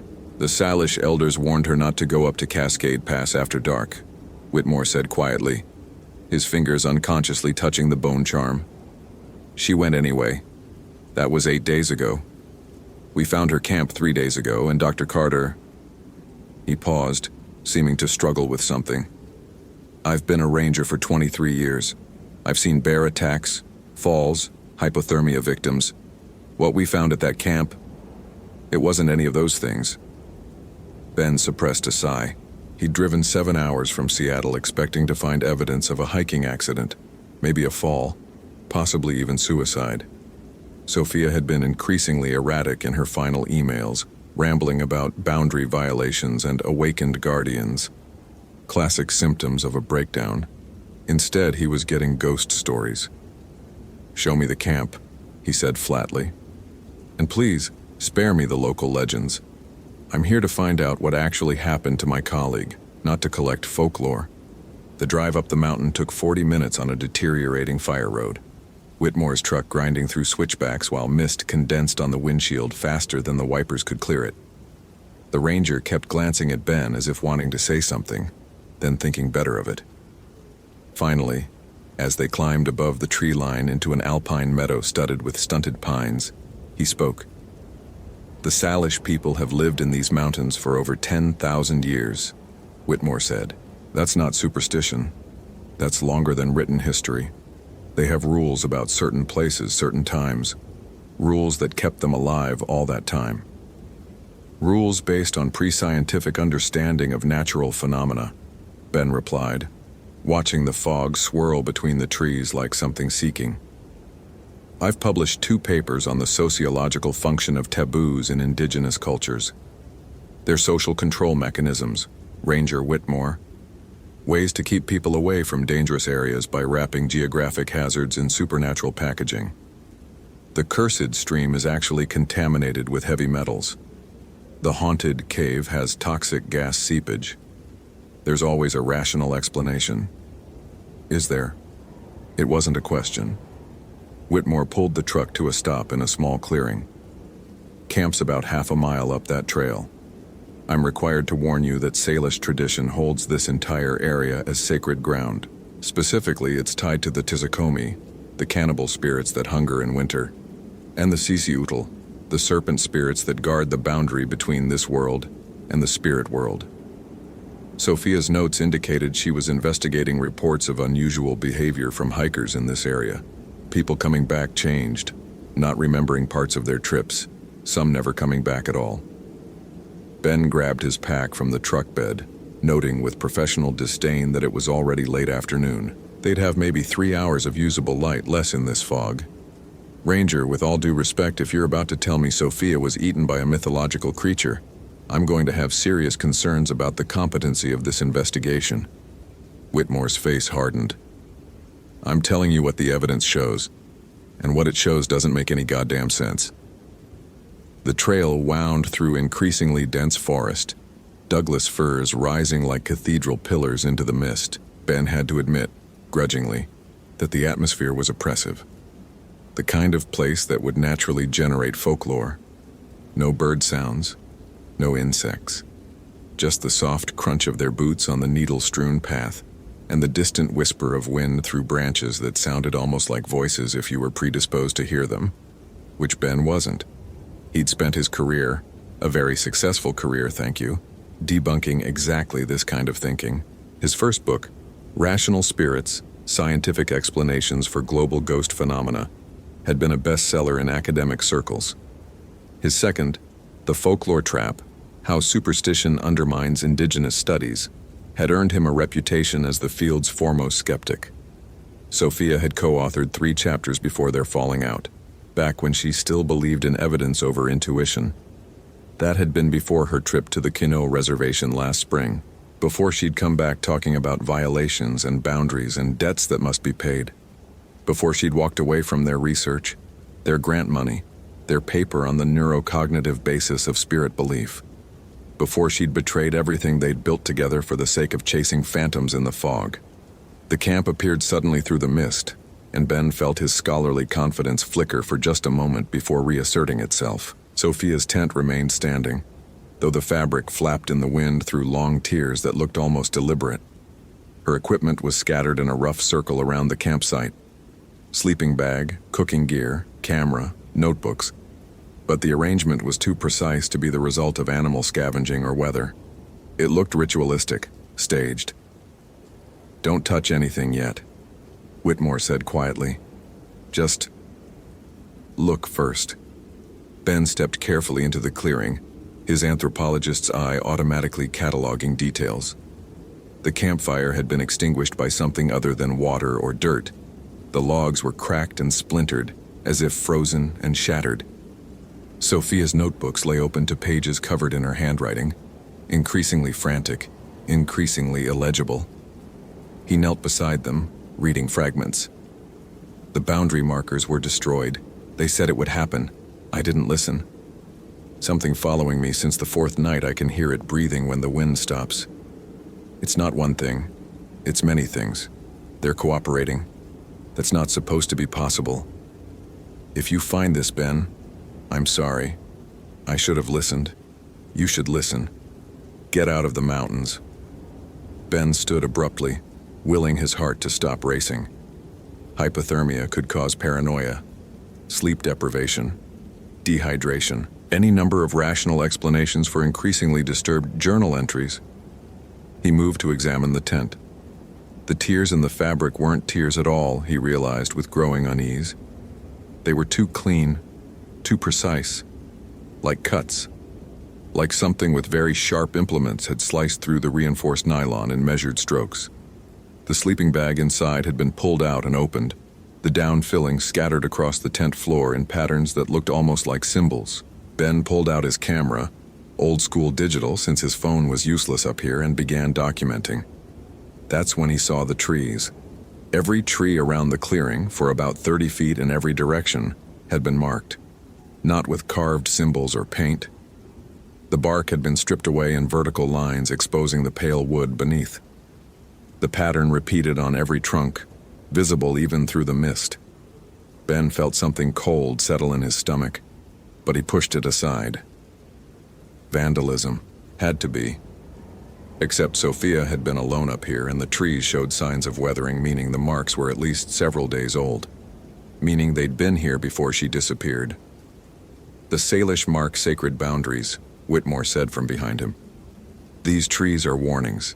This entire clearing is supposed to be off limits, especially during the season between autumn and winter, when the tsukomi are strongest. Sophia knew that. Her notes indicate she came here specifically because of that. She was trying to document what she called genuine supernatural manifestation. There's no such thing, Ben said, but his voice lacked its usual conviction. He moved to the far edge of the clearing where Sophia's camera bag lay on its side, contents spilled into the pine needles. Her expensive Nikon was cracked, the lens shattered from inside as if by tremendous pressure. Her backup camera was gone. But the memory cards? He picked up the small plastic case, found 3 cards inside. His hands, he noticed with annoyance, were shaking slightly. The temperature had dropped significantly since they'd arrived, his breath now visible in small clouds. That was normal for October at this elevation. Normal. We need to get these developed, he said. There's a rational explanation for all of this. There has to be. The ranger station has a card reader and computer, Whitmore offered. We can look at them there. But Dr. Carter, maybe we should head back now. Light's fading fast, and I don't like being up here after dark. I especially don't like being here during the time of between seasons. The elders say that's when the veil is thinnest. The veil? Ben repeated dryly, some of his skepticism returning. Right. Let me just collect a few more samples and we can... The sound cut through the forest like a knife through fabric. Not an animal sound. Not wind. Something else. Something that started low and rose in pitch until it seemed to resonate in Ben's chest cavity, making his ribs ache. It lasted maybe 5 seconds, then cut off abruptly, leaving a silence so complete that Ben realized he'd been hearing a faint background hum of forest noise without knowing it until it was gone. What the hell was that? His voice came out more shaken than he intended. Whitmore's face had gone pale. That's what the hikers reported. The ones who came back. They said they heard sounds that didn't belong to anything alive. Sounds that made them feel like they were being pulled apart from inside. He touched his bone charm again. We need to leave. Now. Ben wanted to argue, wanted to maintain his rational stance. But something primitive in his brain was screaming at him to run. He shoved the memory cards into his jacket pocket and started gathering Sophia's notebooks. As he bent to grab the last one, he saw something that made him freeze. Footprints in the soft earth beside the tent. Human-sized but wrong. The toes were too long, the arch too deep, and they seemed to have more than 5 toes. They led from the tent into the forest, and where they passed, the pine needles had turned black, as if scorched. "Dr. Carter," Whitmore's voice was tight. "We need to go right now, please." The sound came again, closer this time, and with it came a smell that made Ben's eyes water. Like rot and copper and something acrid, chemical. He grabbed the rest of the notebooks and ran, Whitmore already ahead of him on the trail. The fog had thickened impossibly, reducing visibility to maybe 10 feet. Ben stumbled over roots, his breath coming in ragged gasps, his rational mind trying desperately to categorize what he'd just experienced while his animal hindbrain focused entirely on escape. They burst out of the forest and into the clearing where the truck was parked. Whitmore had the engine running before Ben even had the door closed, and they were barreling down the fire road in the growing darkness, the headlights barely penetrating the fog that seemed to follow them like something hunting. Neither man spoke during the drive down the mountain. Ben clutched Sophia's notebooks to his chest, feeling the rapid beating of his heart slowly return to normal. There was an explanation. There had to be. Mass hysteria. Infrasound from geological activity causing hallucinations. Misidentification of natural phenomena. His mind cycled through possibilities, rejecting the one that kept trying to surface. That Sophia had been right. That there were things in these mountains that didn't fit into his carefully constructed rational universe. Back at the ranger station, Whitmore made coffee with shaking hands, while Ben set up the card reader. The first memory card was corrupted, the files unreadable. The second showed normal photos, Sophia's documentation of her hike, landscape shots, the camp being set up. Then the images started to change. Frame after frame of the forest at night, shot with a flash that illuminated maybe 20 feet of trees and fog. Nothing unusual at first glance. But when Ben zoomed in, he saw them. Figures. Multiple figures, standing just at the edge of the light, their outlines wrong in ways he couldn't immediately identify. Too tall, too angular. In one photo he could make out what might have been a face, if faces could have mouths that opened vertically instead of horizontally, revealing darkness that seemed to extend impossibly far back. "Jesus Christ," Whitmore whispered, looking over his shoulder. The third card was worse. The photos were time-stamped to the night before Sophia disappeared. They showed the inside of her tent, the camera apparently set to take photos at 30-second intervals. The first dozen were unremarkable, Sophia in her sleeping bag reading by flashlight. Then in frame 13 there was a shadow visible through the tent wall, a large shadow, with too many limbs. Frame 14, the tent was opening. Frame 15, something was inside. Ben couldn't look at frame 15 for more than a second before his eyes began to water and his head started to pound. The shape in the photo refused to resolve properly, his brain unable to process the geometry of it. It was like looking at an optical illusion designed by something that didn't understand human perception. Frame 16, Sophia was gone. The sleeping bag lay empty. The tent flap hung open. There were no more photos after that. Ben stood up abruptly, his chair clattering backward. This is doctored. This has to be doctored. Sophia was having a breakdown.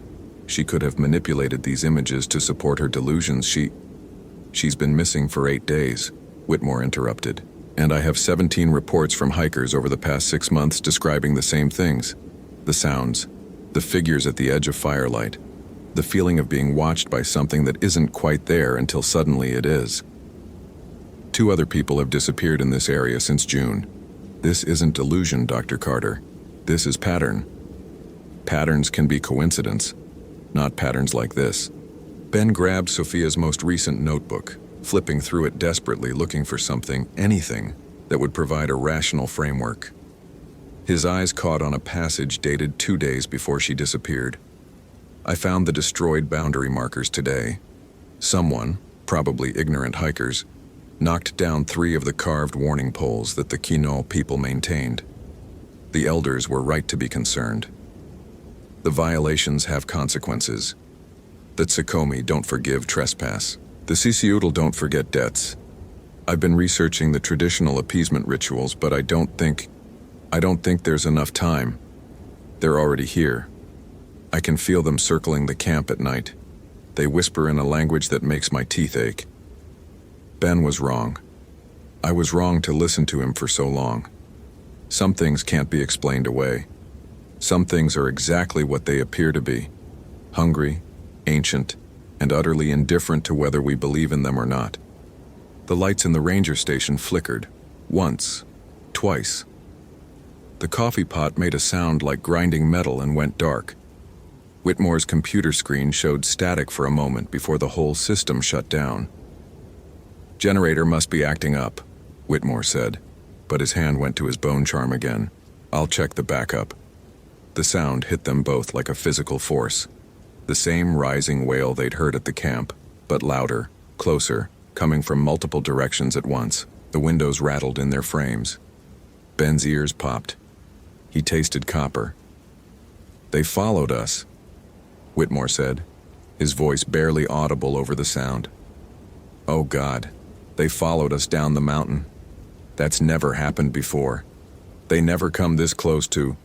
The window shattered inward, spraying glass across the station floor.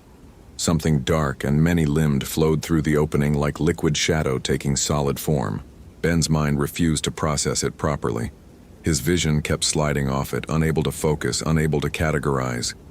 He saw too many joints, too many angles, heard breathing that came from multiple sources that didn't align with anything resembling a mouth. Whitmore was screaming something in what sounded like Salish, holding his bone charm out like a shield. The thing, the Tsukomi, the ancient cannibal spirit, the thing that couldn't possibly exist, turned its attention to the ranger. Ben saw movement, saw Whitmore lifted off the ground by appendages that hurt to look at directly, saw the ranger's body go rigid as the color drained from his face, from his hands, from every visible inch of skin until he looked like a freeze-dried corpse. Then the thing dropped him and turned toward Ben. He ran. Rational thought evaporated, replaced by pure survival instinct. Out the back door, into the parking lot, into his car. His hands fumbled with the keys. The engine wouldn't turn over. The thing was at the station door now, pulling itself through in ways that violated basic physics. Ben saw it properly for the first time. Humanoid but stretched, elongated, its skin like tree bark, its mouth opening vertically to reveal rings and rings of teeth descending into impossible darkness. There were more of them behind it.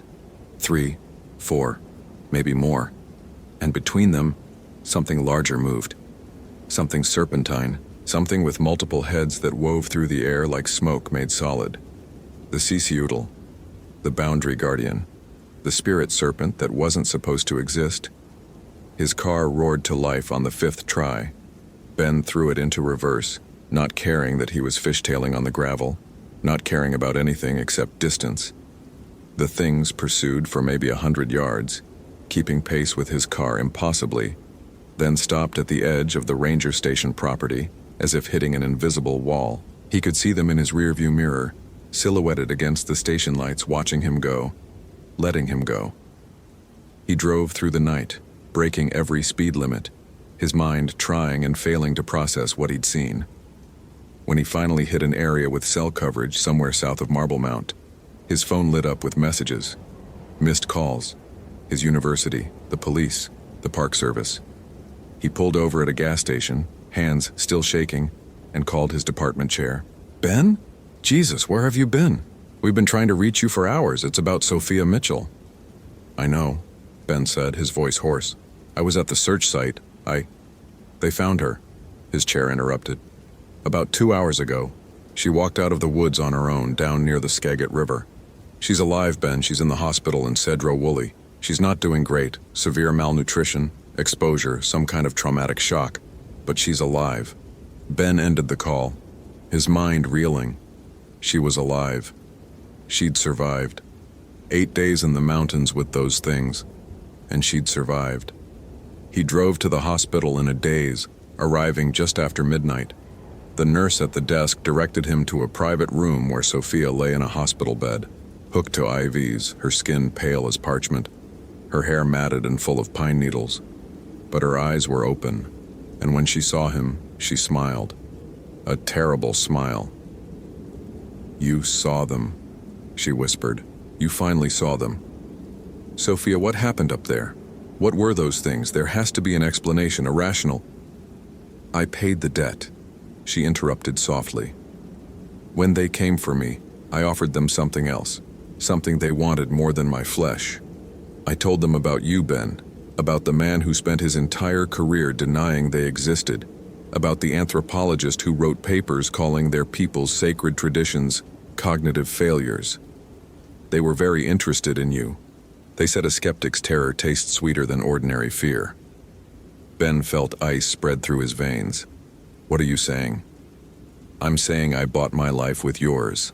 I led them down the mountain. I showed them where you'd be. The Tsukomi are patient, Ben. They can wait, they can follow. And the Sisiutl—" She laughed, a dry, crackling sound. "The Sisiutl mark their prey. You've been marked. You'll see the signs. In mirrors, in reflections, in the shadows that move when they shouldn't. They'll let you run. They'll let you hide. But boundaries are boundaries and debts are debts, and you crossed so many lines without even knowing they were there." "You're delusional," Ben said desperately. "The trauma, the exposure, it's made you—" "Look at your hand," Sophia whispered. Ben looked down, his right hand, the one that had picked up the memory cards in Sophia's camp. The skin was darkening, thin black lines spreading from his fingertips up toward his wrist in patterns that looked organic but weren't. They looked like the marks on the trees. They looked like warnings. "It starts slow," Sophia said. "Then it accelerates. You'll feel them getting closer. Every night. Every time you close your eyes. They're very thorough, Ben. Very patient. And very, very hungry. I estimate you have maybe a month before they come for you in earnest. Less if you try to leave the region. They don't like it when their marked prey tries to run beyond the boundary." Ben backed toward the door, his marked hand throbbing with a cold that had nothing to do with temperature. "This isn't real. This can't be real." "That's what makes it so perfect," Sophia said, closing her eyes. "You'll spend your last weeks trying to find a rational explanation, trying to disprove the impossible. And every night, you'll hear them getting closer. Every night, you'll know that everything you built your career on was wrong. That's the real terror, isn't it, Dr. Carter? Not the dying, the knowing." Ben ran. Out of the hospital, into his car, down the highway toward Seattle.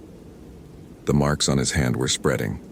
In the rearview mirror, between glances at the road, he thought he saw something serpentine keeping pace with his car.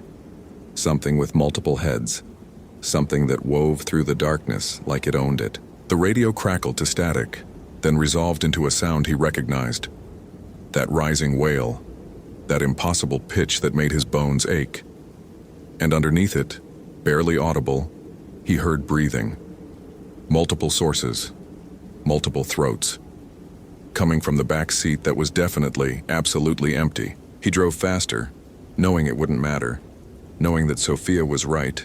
Knowing that somewhere in the North Cascades a boundary had been crossed and a debt had been marked, and there were things in the ancient forests that were exactly what they appeared to be. Hungry, patient, and utterly indifferent to whether he believed in them or not. The signs were everywhere now. The marks on his hand had reached his elbow. In every window he passed, in every reflection, he saw them. The tall figures with too many joints, the serpent with multiple heads, the things that walked in the spaces between this world and whatever lay beyond. They were coming. They had always been coming. And Dr. Benjamin Carter, who had spent his entire career explaining away the impossible, finally understood that some debts couldn't be rationalized, some boundaries shouldn't be crossed, and some things in the dark were exactly as terrifying as the old stories claimed. By the time he reached Seattle, the marks had spread to his shoulder. He could feel them inside him now, moving beneath his skin like something burrowing. In the distance, He heard mountains calling. In the darkness, he heard voices in a language that made his teeth ache. And he knew, with the absolute certainty of the formerly rational now confronted with undeniable truth, that the thing he feared most wasn't death itself, but the knowledge that would accompany it. That he'd been wrong about everything. That the world was so much stranger and more terrible than his books had claimed, and that somewhere in the fog-wrapped mountains, ancient things were laughing at the anthropologist who'd finally learned to believe. Hope you felt real chills. If you appreciate genuine horror, consider following. Which moment scared you most?